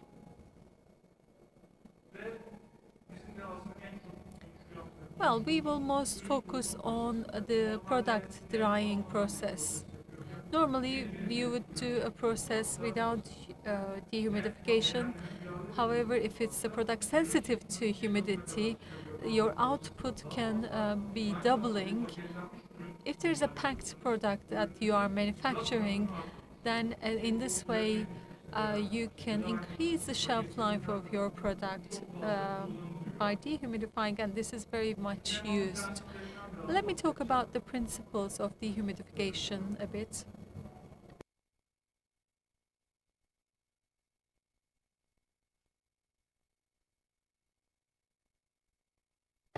The most commonly used one is the dehumidification through cooling, or it can also be called mechanical condensation. We have an evaporator, a condenser. We cool our air in the evaporator, we dehumidify it, and then if there is a protective system and it needs to be reheated, it goes through a condenser and reheated. This way, it is dehumidified. Well, dehumidification through cooling. What should be the value? What is the value that can drop? Let's say we have a room of 22 degrees and it has a humidity of 60%, relative humidity. Well, we cool and the air reaches towards the maximum dew point, and then there is our dew point is 14 degrees. After 14 degrees, there is slowly the condensation starts and dehumidification starts. Let's say it is a gas system, and we designed it in such way that we can cool the serpentine up to 10 degrees without frosting. I cool it down to 10 degrees and then reheat it back to 22 degrees with 45% relative humidity. So, by cooling, dehumidification through cooling, this is the value we can get. 22 degrees room temperature, 45% relative humidity. Now, if you're talking about specific humidity, I have, let's say, 60% and 10 kilograms, and I reduced it by 2.5 kilograms dehumidified, down to 7.5%. Now, this process is called absorption dehumidification device. On the process side, we don't have a heating cooling process. What achieves dehumidification is the round cycle you see at the middle, and from below, the process air goes through the rotor motor and it holds and reprocesses dehumidified air. Processed air comes with humidity, and here humid goes through these particles, transferred to those particles, and goes out without the humidity. But this, after it becomes full, it needs to be regenerated. So this is why we have fresh air from outside. We heat it usually at around 100, 140 degrees, and then it goes through the a circuit of the rotor, 1.4 of portion of it, and then we output this air to the outside. The only side effect of this process is that normally we don't have any cooling or heating processes at the below. However, on the top side, when we are doing the regeneration air, this quarter part, it goes through a quarter section which heats the rotor. So there is a side effect on the rotor, and maybe I have input an air of 15 degrees of air, however it goes out to 30 degrees out. Let's reflect this on the psychometric diagram.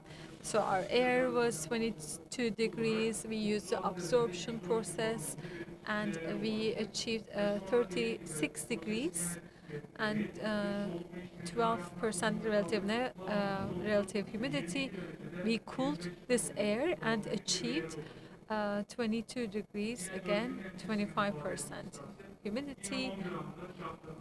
And if this is the reflection of it in terms of specific humidity numbers, 10 grams are reduced to 4 grams through the absorption. So I reduced the humidity by 6 kilograms compared to the previous one, which was only 2.5. Now, through absorption, it went down to 4 kilograms. This is just an example, by the way. Depending on the design of the system and the needs of the process, you can achieve even further humidity rates. For instance, to produce the lithium batteries, we have even further 0.02 kilogram production. That's the desired one, and that can be achieved by rotative the dehumidification device. And at the below you have the processed air. It goes through a filter and cooled. The reason we cool is that to mechanically dehumidify it, and otherwise we would need a bigger device, so we have a smaller device here to reduce the operational costs. It goes through our discount rotor, and it goes through another cooling, and then air is processed. Well, it's not about just this, there are other ones as well. For example, liquid spray tower. the same logic applies. There's a discount material, and it is used. The descant material, which is in liquid form, catches the humidity in the air, and after this step, another layer goes through regeneration. And this is the pellet version of this.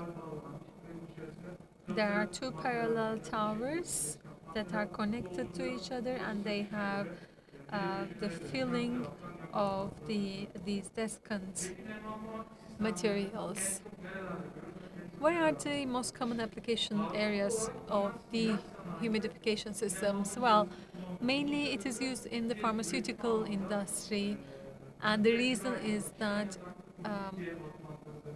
in the manufacturing, there is it's used for coating and to ensure a homogeneous distribution of the medicines, and it increases the number of volume of medicines produced in unit time and increases the quality. It's also used in tablet coating process, so the number of medicines you produce in unit time increases. For effervescent tablets are sensitive to humidity, and this process can be used to achieve a more homogeneous tablet structure. It is, on the other hand, also used in power stations, energy central stations, when there's maintenance, especially for 1 year, 2 years. And if there's steam created within it, to prevent any corrosion, the power plant, this is used in power plants, very commonly used in Turkey as well, but mainly we install onshore, on the field, on the soil. However, on the offshore, which is installed on the sea, then to prevent the humidity coming from the sea, we need to have a dehumidification system. This is usually used in Denmark or Sweden. Offshore central power plants are not very common in Turkey. It's also used in food industry, especially when there's candy coating. Again, the main material here, if it's sensitive to humidity, or when the bread is waiting at a time, the cooling of the bread, the humidification helps with the cooling, and also for the maintenance of it to reach the end user. It can be used in dry spices, in cheese production, and similar different processes.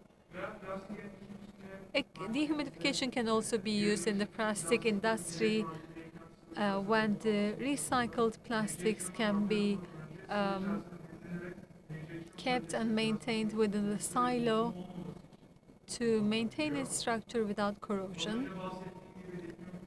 As I said, it is used in the production of lithium batteries because it requires very low levels of humidity. In Kayseri, Omega company has established a lithium battery center, and they have obtained a solution, dehumidification solution, from a foreign company. However, I hope we can offer them as a local company, this solution as a domestic company.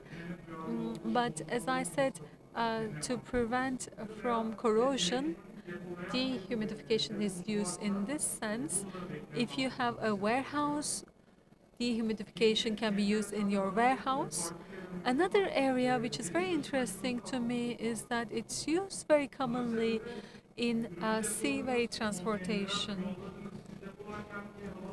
And the reason is that when you are transferring products through the sea routes, the temperature can drop below 0 degrees, and the temperature is different when you first packed your product.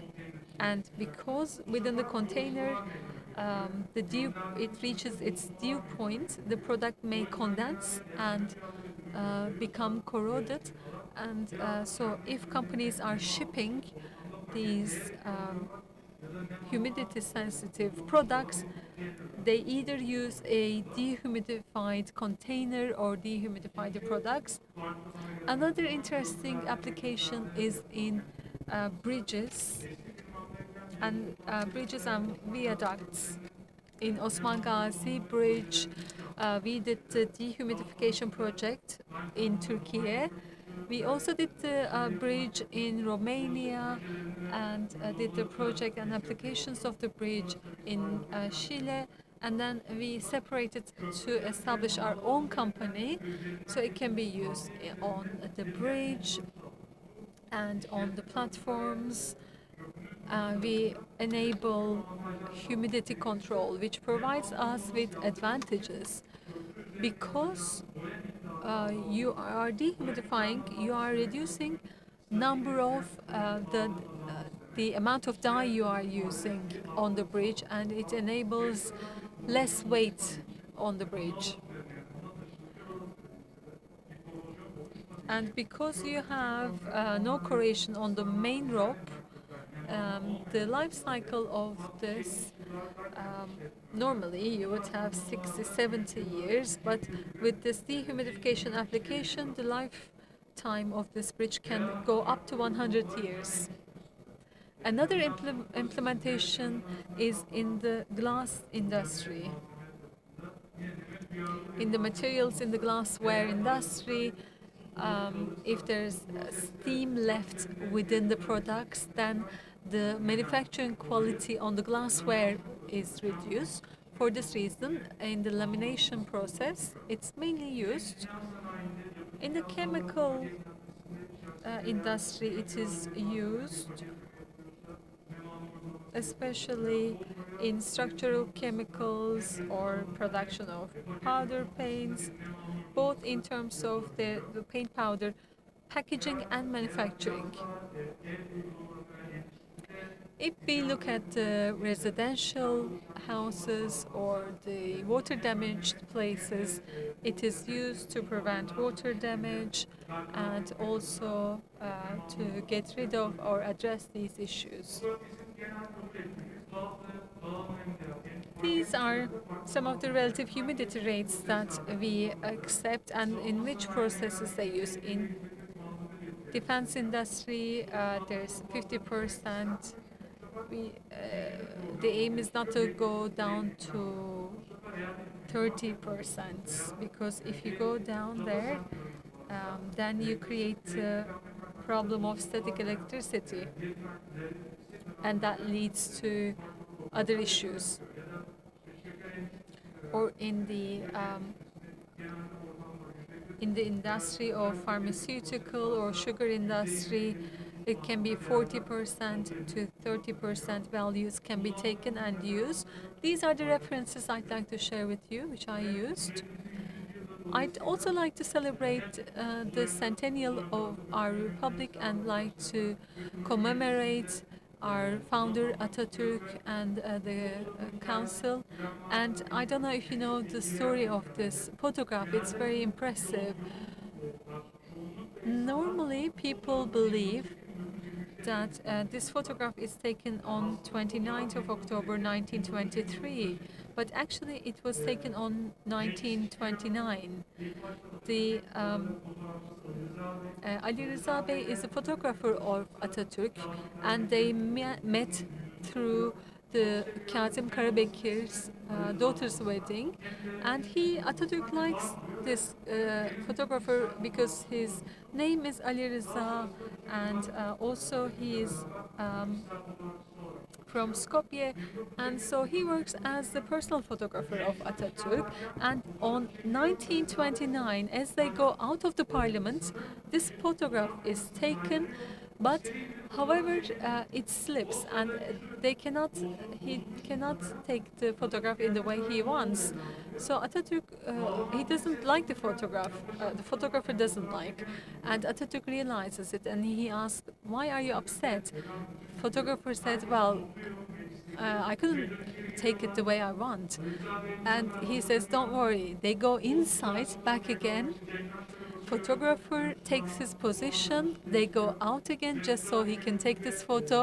And they go out and he takes this photograph. And it's great, yeah, to have such a leader. Thank you very much for listening to me.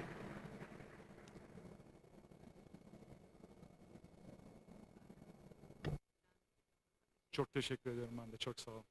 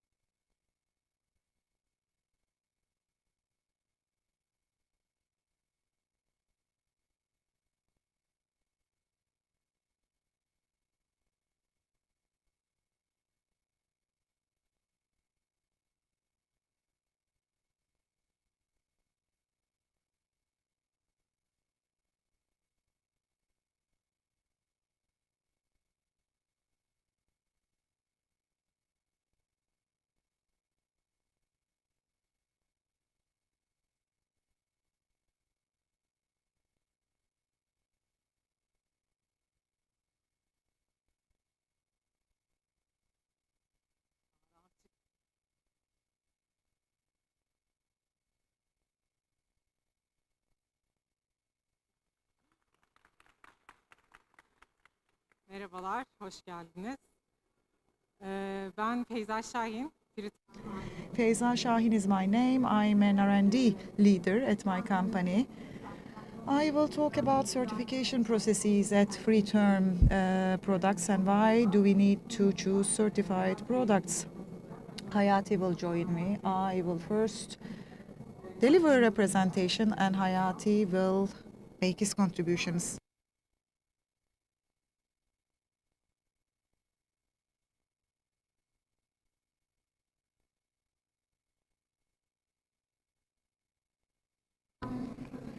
And free term, for those who don't know us. Then I will talk about ECC, Eurovent certification, what kind of an importance does it have, why was there a need in the first place to have performance certified, and how did we have the need to develop our software and testing laboratory, and to which Eurovent certifications free term has. I will talk about that too. Free term was established in 1979 by Ali Metin Duruk, the chairperson of our company in Istanbul. When it was first incepted, it was involved in production and contracting activities, and after 1980s, it focused on heat exchangers and batteries. This is how it attained an important position in Turkey and outside Turkey. Currently, it has a production plant spanning 19,000 square meters in Tuzla. Dilovası Kocaeli plant, organized industrial zone is where it's located. It is equipped with modern machinery and equipment. ECC, what is that? Eurovent certification. Why is that important? For heat exchangers with wings and blades. The certifications for these products show the performance of the product and whether it was produced in line with standards. And it also demonstrates its quality, it gives trust to consumers. ASME, AHRI, UL, EAC, CE, and ECP, Eurovent, these are the general certification activities and initiatives, and some of them are not mandatory, so they don't really give information about the performance of the product. And certificates like ASME more pertains to the production stages of the product, whether it's been produced in accordance with the standards, for example. And AHRI, UL, and ECP, like certifications, evaluates the entire performance, its capacity and pressure losses, and these kinds of deliverables of a product. We have an information about them thanks to this certification.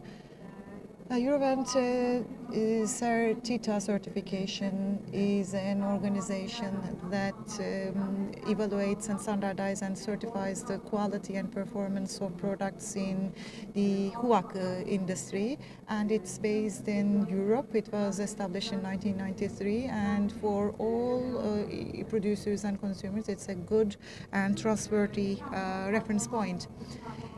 How did we have this need to have our products certified?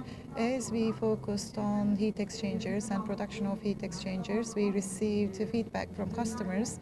So competitors' products and free-term products had some differences in terms of performance, and we couldn't really identify it. In order to not really lose customers' trust, we needed to convey it.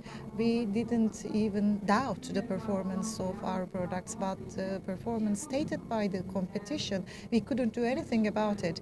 And the performance values and our deliverables, we calculated our performance values with a foreign software program, but we weren't really sure as to what kind of sensitivity and precision that software program had. And in order to validate the software and to keep the trust of customers fresh, we needed third parties, and we wanted our products to have tested by third parties. For this purpose, we first started working with coils. In that program, we filed an application. We did it in 2000.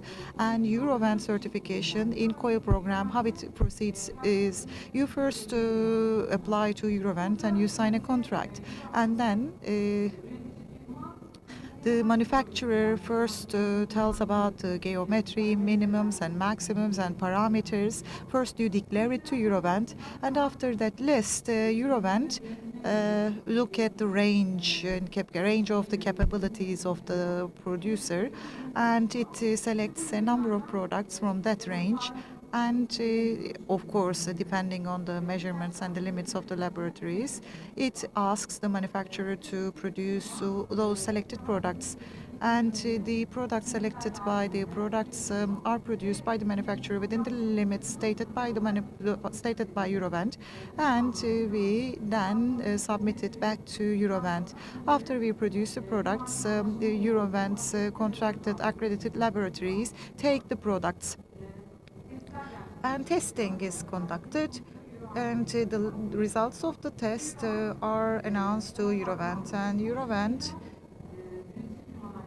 looks at the test results from the laboratory and the product performance values from the manufacturer, and if it is within the tolerance values, the certification is something that you become entitled to, and if not, if you're out of range, the software that you use, you need to correct it as much as the deviations that you have to face. And if you cannot pass the test, you need to have another penalty test the next year. And developing our internal software and establishing our own laboratory, what kind of situation it was? First we measured our results with a foreign player, but we noticed a significant difference between Eurovent's results and that software program. It was a foreign software program, and we didn't have any say in it, and that process took so long because it took them so long to correct the deviations within the software. That's why we wanted to develop our internal software. We wanted to tap into our own know-how. We wanted to work with our engineers, and we also worked with esteemed professors from universities, and we developed our own software. And free term battery design software, a little excerpt from the interface of the program. As it continued, such software efforts continued. We wanted to have the software verified, validated. We also wanted to test the products we offered to the customer, and we wanted to establish our internal lab. And this lab is divided into two parts. The first is the battery part, and this is where we carry out our battery tests, the climatization room. The second part is the installation part, where we test the end product. It is a colorimetric room. This is the first lab that we established. It has a capacity of 15 to 20 kilowatts with different fluids and with different testing conditions. We can carry out these tests. And last year we deployed a new testing room of up to 75 kilowatts. I mean, we can measure of up to 75 kilowatts. We deployed it, and in the coming year we are going to test products with ammonia fluids, and ammonia fluid featuring products. Once we start testing them, it's going to be a pioneering initiative in Turkey, and it's going to be among the rare labs in Europe doing that as well. And which certifications do we have in Turkey? Free Term has Eurovent certifications in 3 programs. One is what really initiates the entire process. It is coil, heating and cooling batteries. The second is something that Free Term produces a lot, heat exchanger group actually, and 5 different products. Dry coolers, condensators, DX chamber, coolers, CO2 DX chamber coolers, and the last but not least is HRS. We have certification there too. And COIL program, I talked about it already. In COIL, it was basically we applied to them in 2000, and we were eligible for certification in 2002. And in the meantime, we had our lab verified. We developed our internal software, and in 5 different batteries, we had our software certified. There are 5 companies with applications to this certification, and there are only 6 European firms with a COIL certification, and Freeterm is one of them. And Freeterm is the first company in Europe to have been certified in that area.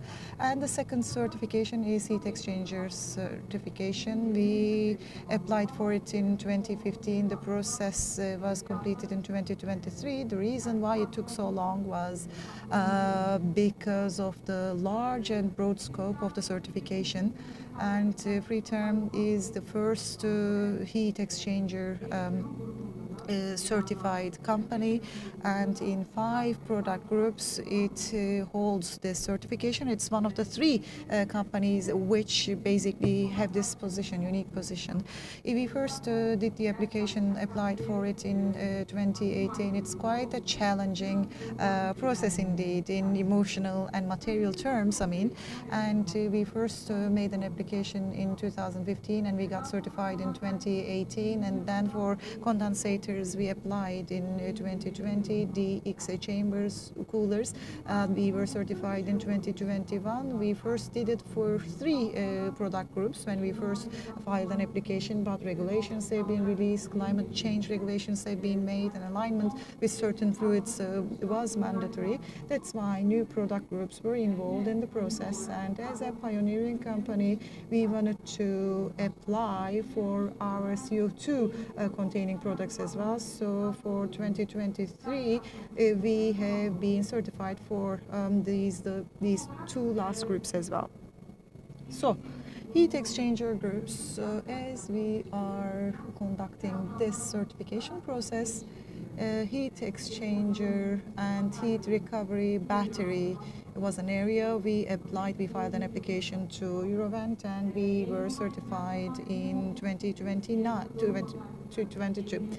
And minimum 68% was the efficiency that was required, and we used our own proprietary heat recovery system. So we, although it is calculated below 68%, the software doesn't allow you to proceed beyond that, and it is the only company with that certification.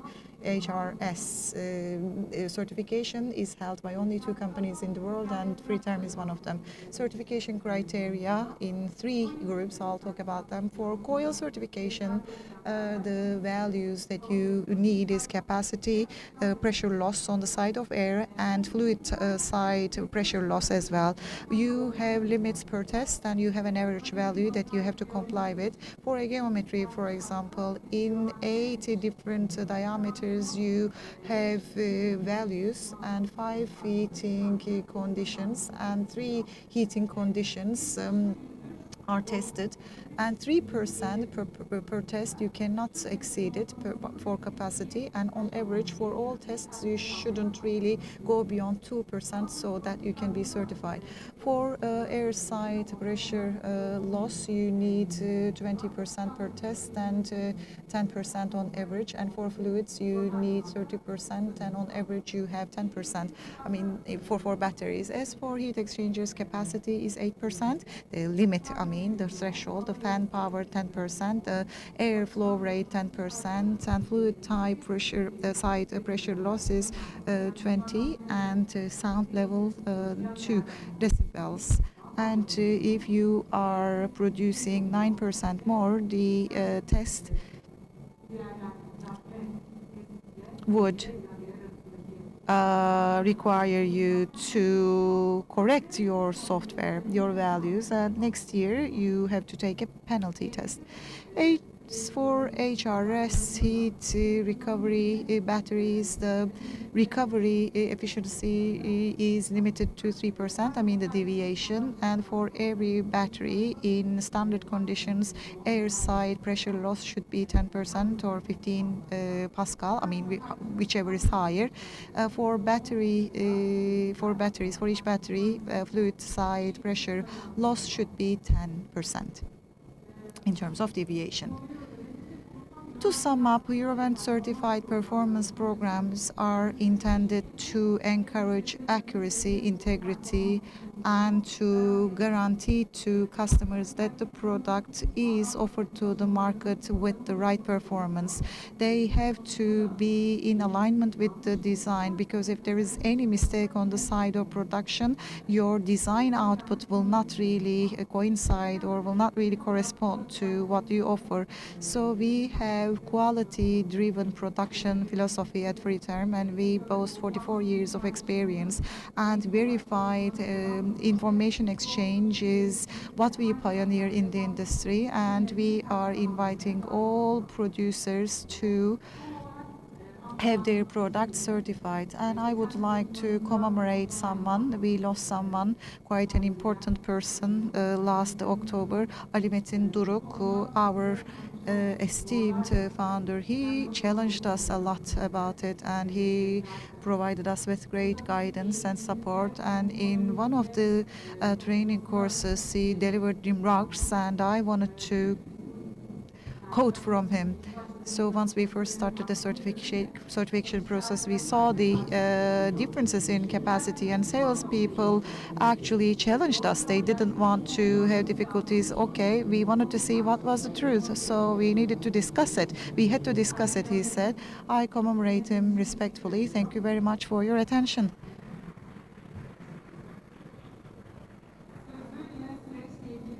Now I would like to give the floor to Domestic Business Development Manager, Mr. Hayati. No, thank you very much. It was a lovely presentation, and this is a small token of appreciation. I was asked to give that to you. I think I have very limited time, something like 3 to 4 minutes I have. Eurovent certification process. I think it's a story of 30 years, I guess. I think the first time Freeterm started to open itself to Europe in 1990s, and then it certified its products in the early 2000s. If we think about the first application process, we're talking about a process of 23 years. And in the heat exchanger group, we are ranking among the top 3 companies in Europe. And one thing that we want to say with great pride is that HVAC industry represents $7 billion by itself, and it would like to expand its volume. And we have 2 predicaments here. Maybe it wouldn't be right to say predicament, but these are basically the barriers that we face. The first is increasing the number of local components and improving them. The second is the products that we send to Europe and other parts of the world, they have to be certified and reliable products. These are basically the greatest barriers that we face right now. And this kind of a study by Freeterm will be an example for all manufacturers, component manufacturers and pipe manufacturers. I believe that in the coming period, other companies in Turkey will be making additional investments in measurements. They will be allocating budget to new investments and measurements. This is how they're going to have their products certified, and we will continue walking on this path. Yes, our dear Ali Metin Duruk, the distance that it covered He always put forward different visions in different parts of our journey, and one of them was to have these products certified. And unfortunately, he was unable to see our latest certification, but he is part of this ISK-SODEX, and he contributed greatly to the organization of this exhibition. I've been here for the past 3 days, and anyone that I talk with tells me how effective this exhibition is, and they extend their thanks to him. And on this occasion, I would like to pay my respect to him in front of you. So HUAC industry will basically secure its future with certified products. It is able to move itself forward, and now it can take this leap. Thank you very much for your attention, and I wish great success to all participants and buyers.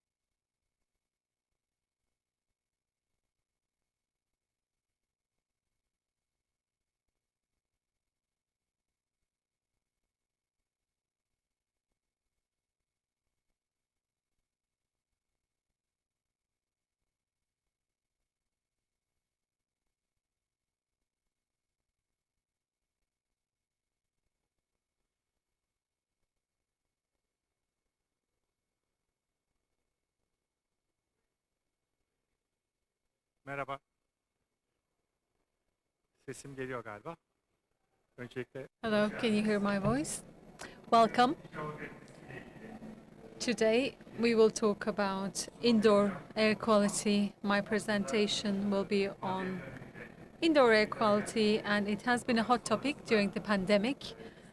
However, later we partly forgot it, and now I believe there is a need for a reminder, and this is the main theme of this fair as well. What we are doing as Belimo, what's our contribution, and this is what I'd like to talk and present today. My name is Emre Soykan. I'm the general manager of Belimo. I've been working here for 4 years. It's a company based from Switzerland, and it starts with importing damper motors, damper engines. It develops this engine for textile sector, and it started to be used in all air conditioning sectors. After damper engine, it starts producing valves and sensors and expands its products range. It has 2,200 employees. It is listed in the Switzerland exchange market, and it's been operating for 8 years in Turkey. I'd like to talk about the factors that will impact healthy air quality. We did this study by using resources from outside the world, from the World Health Organization, and we use these to Harvard School of Public Health and World Health Organization, and how we can get all of this information in terms of Harvard School of Public Health. Healthy buildings have 9 essentials. This was our main reference in our study. Well, what does this study talk about? There are 9 main topics: air conditioning, air quality, temperature, humidity, dust, security, water quality, voice, and the vision. We only handled 6, we took 6 of them, and we tried to blend it with 7 factors. The 7 key elements of the indoor air quality. First of all, the air quality needs to be measured, monitored in an accurate way. The other one is that inflow of the right amount of air into the environment. Third is a well-designed air distribution and airflow. Fourth is about pressuring. 5 is about humidity and temperature. 6 is about effective filtering, and 7 is about effective output. Well, if you detail these, in order to measure the indoor air quality in the correct way, why is this important? First of all, one of the most important criteria is temperature, humidity, and carbon dioxide. Carbon dioxide gives us information about the cleanliness of the air. Well, lower carbon dioxide is indicator. Relative humidity is also an indicator, which is to be about 40 to 60%. And most importantly, these values need to be visible. Most of us have thermometers in our homes, but we don't have measurement devices for humidity or carbon dioxide. When you see them, you feel the need to take an action, especially in our home. When we started to measure these, we start to now open our windows more often and air our rooms. Sometimes you don't always have the same conditions. Some systems do not always allow you to get fresh air, so we need to open the windows. In such cases, it creates an awareness that you have this measure visible to you, and this has been a major experience for us in both our homes and in our offices. Another topic that's important, another element is the inflow of the right amount of weather and the controlled air. So we need to provide the right amount of air flow, and this needs to be measured. We need to know what is the air amount and what's the polluted air.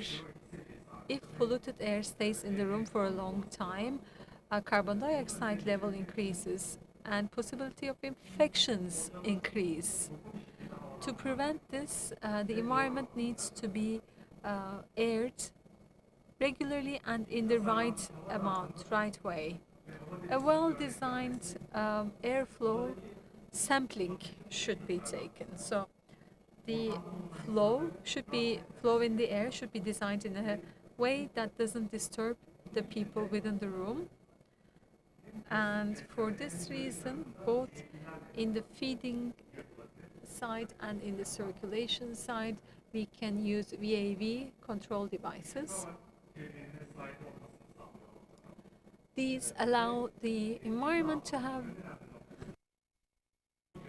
low pollution in the environment, and VAV control devices are sensitive devices, so that they won't create turbulence with too much airflow, and this is enabled through right measurement and right distribution. Well, active pressure of the spaces. We always talk about the importance of pressure. Positive pressuring is very important, especially when you have the positive pressuring in an environment. Then you prevent the dust and particles coming from outside. But of course, you won't always have positive pressure. Sometimes there could be, you need to create environments with negative pressure, especially during the hospitals, and we've experienced this during the COVID, and because sometimes you will need positive or negative pressure, depending on the situation of this the room. And for this reason, you will need VAVs with sensitive controls. Of course, when doing pressuring, the amount of pressure will be identified based on the need of the environment. The right amount of temperature and humidity is one of the key factors. Well, the most important comfort values is between the range of 20 to 23 degrees. If it's lower or higher, then we feel uncomfortable. Of course, temperature is a relative concept, but again, still, it's believed that the most healthy temperature is between 20 to 23, and for humidity, it's ideal as 40%.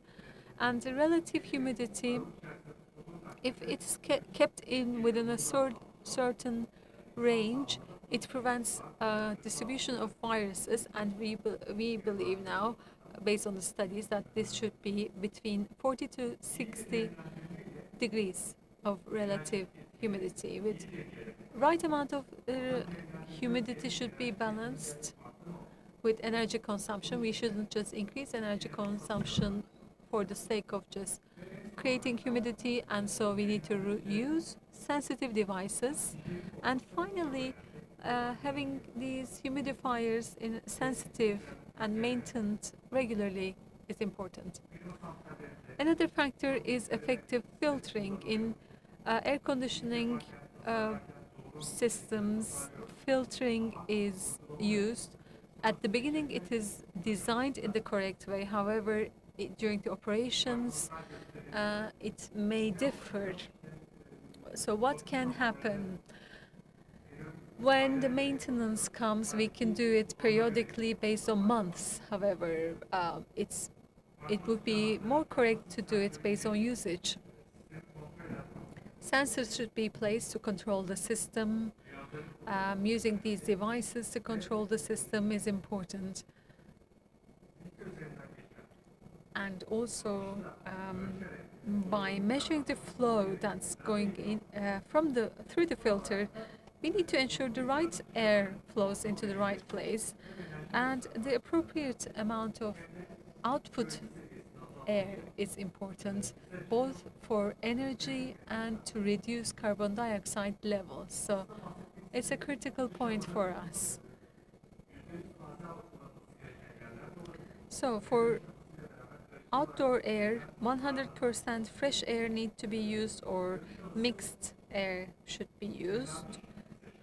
If the circulated air is polluted and if we know it, we need to get rid of this air and we need to input fresh air.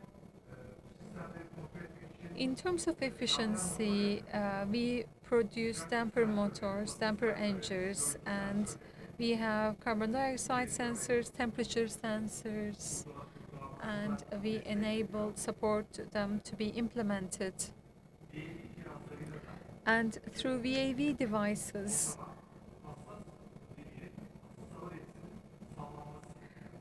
we ensure that required we contribute to the provision of required air flow into the air. Thank you very much for listening to me.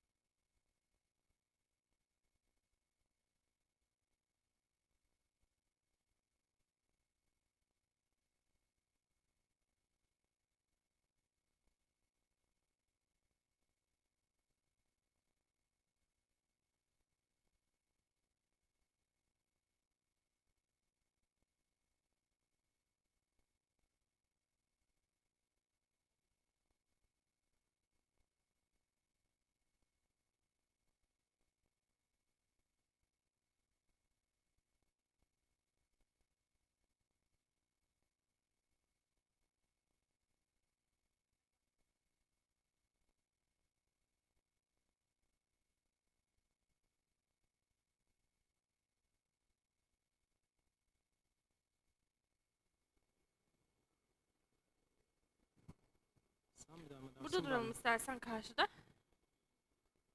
Hoş geldiniz öncelikle. Welcome.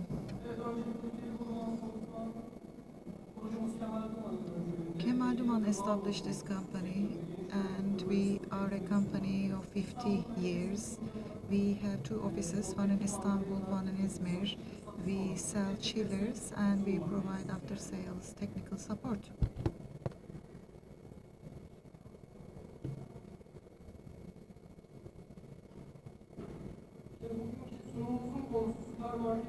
Today we are going to talk about remote control with supermarket and cold room applications. What is remote monitoring?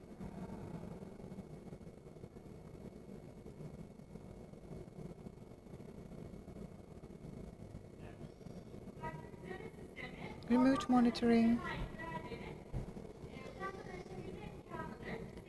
is being able to see data related with any device. You are able to see all the parameters for the environment that you'd like to monitor, and you can connect to it anywhere.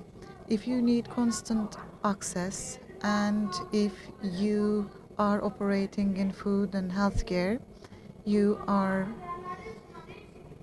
able to see different changes in parameters, and in order to prevent any negative impacts, you need to have capabilities to quickly respond to any problems.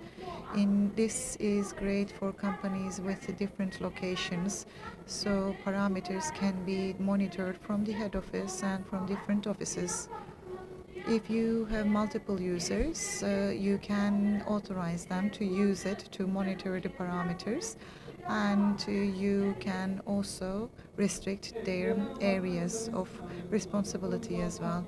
Why would you use a remote monitoring system? The first is real-time monitoring, the instantaneous situation of the plant and real-time data, you're able to see it.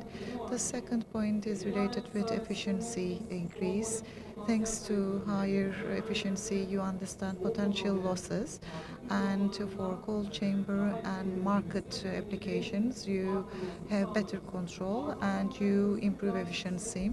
In the cases of failures, you need to have quick response, and they are identified early and alarms are prompted, and this way you find problems easily and you respond to them when necessary. Cost reduction and maintenance plan. Remote monitoring system helps us optimize our processes for maintenance, and this would reduce costs, and this would help us minimize the breakdown times. Compressors working hours would be an example, or when it comes to oil, warnings may be prompted. The situation of the plant and control.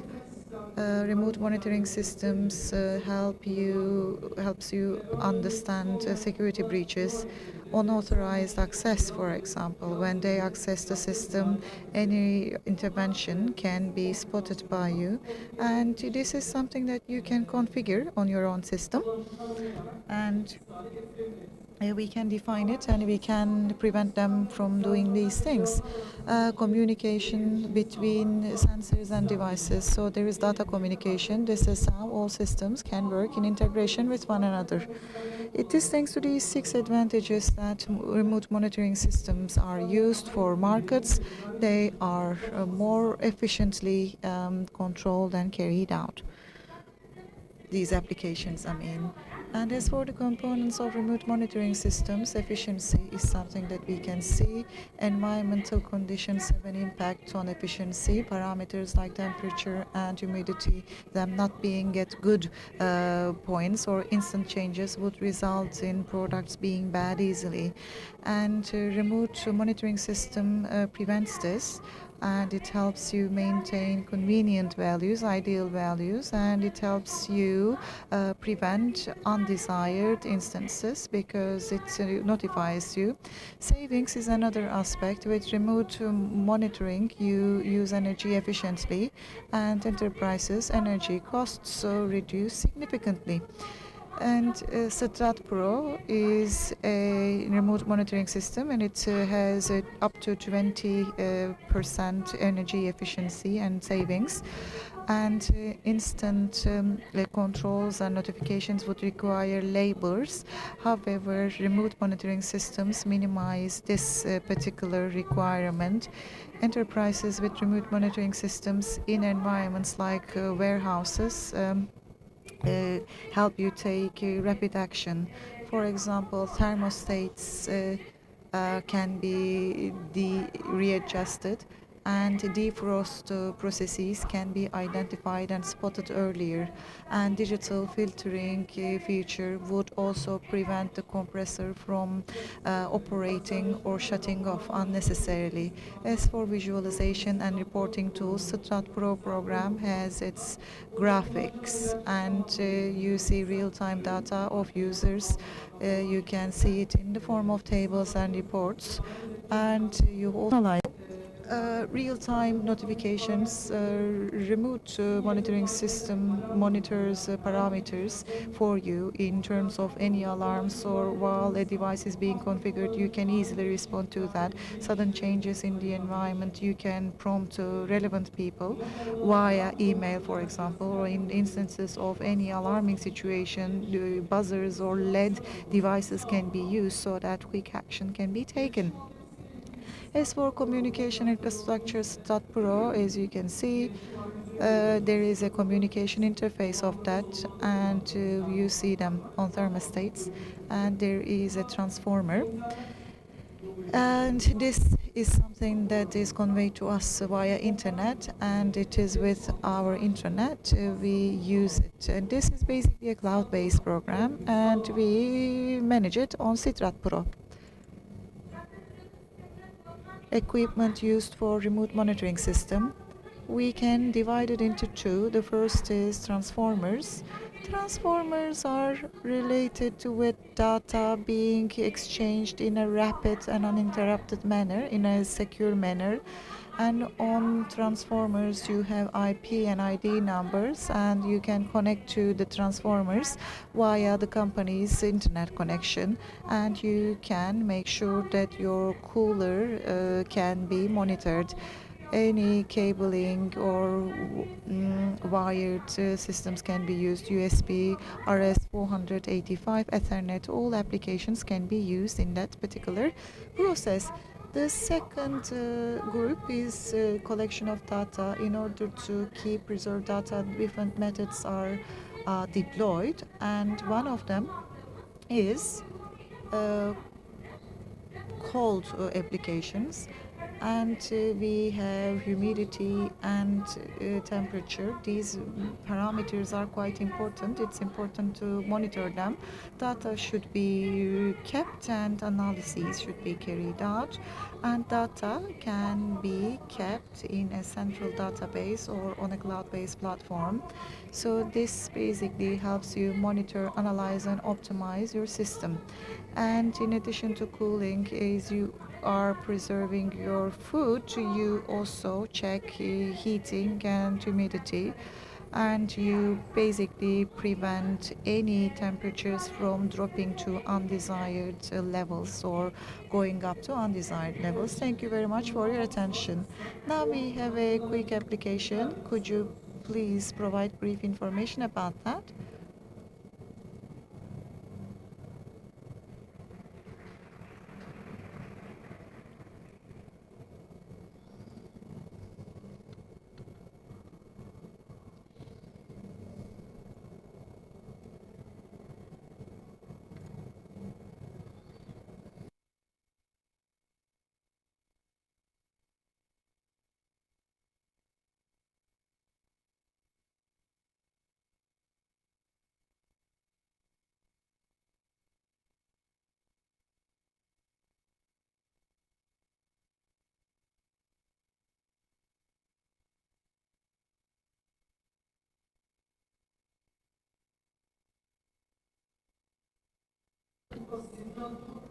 Strat Pro, the interface of that.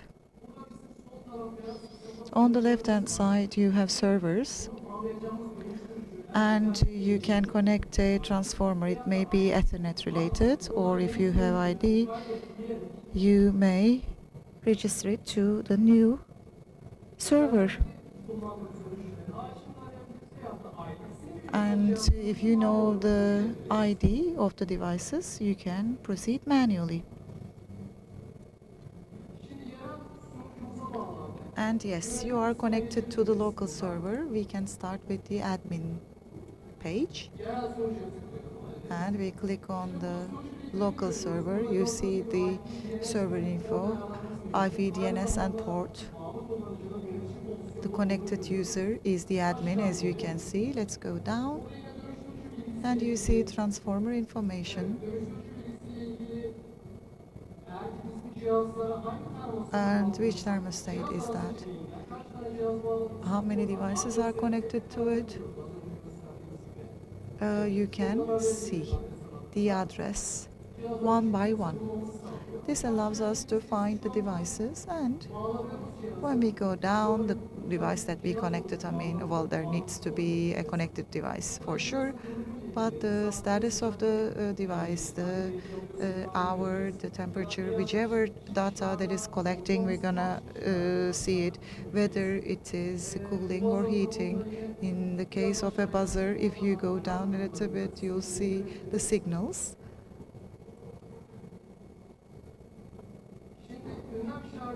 And here is the exclamation mark, and you see the alarms for the device. As it's not connected, it is receiving a communication error. And on the side you have reporting tabs, well, graphic, here written, and other alarms. This is the graphic. Any graphics that we need, or output or retroactive days in the past 15 minutes, and the data there, we can create reports with these pieces of data. And structurings, configurations.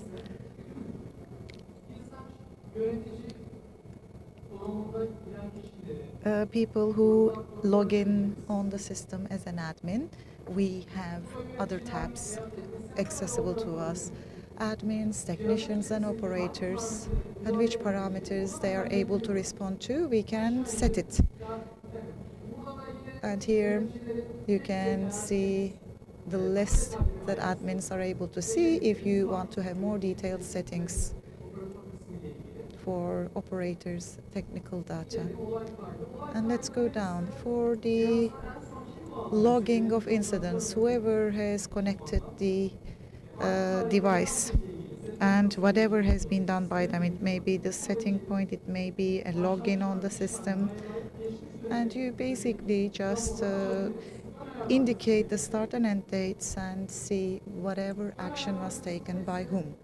And in the preliminary settings, if you are defining a parameter for a device, and if you want other devices to be at these parameters, you can save the preliminary settings and you can export them, and you can basically directly transfer these pieces of data to other devices.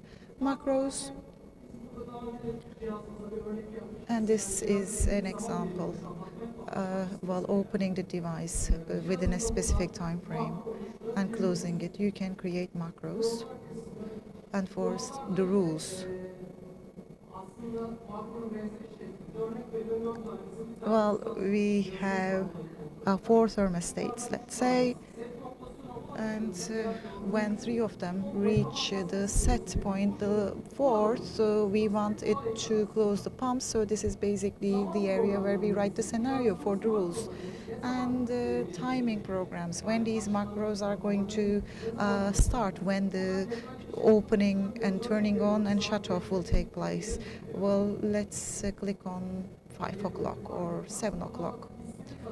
We just define the name of the device, which device we want open, turned on, and what we want it to do. We can specify it. And you can just click on repeat if you wish. And here, if there is any end date for that, or you wanted to finish any task after a particular hour, you can set it weekly, monthly, and yearly. And this is the interface of the screen. Thank you very much for your attention, and you're more than welcome to visit us at Hall 2.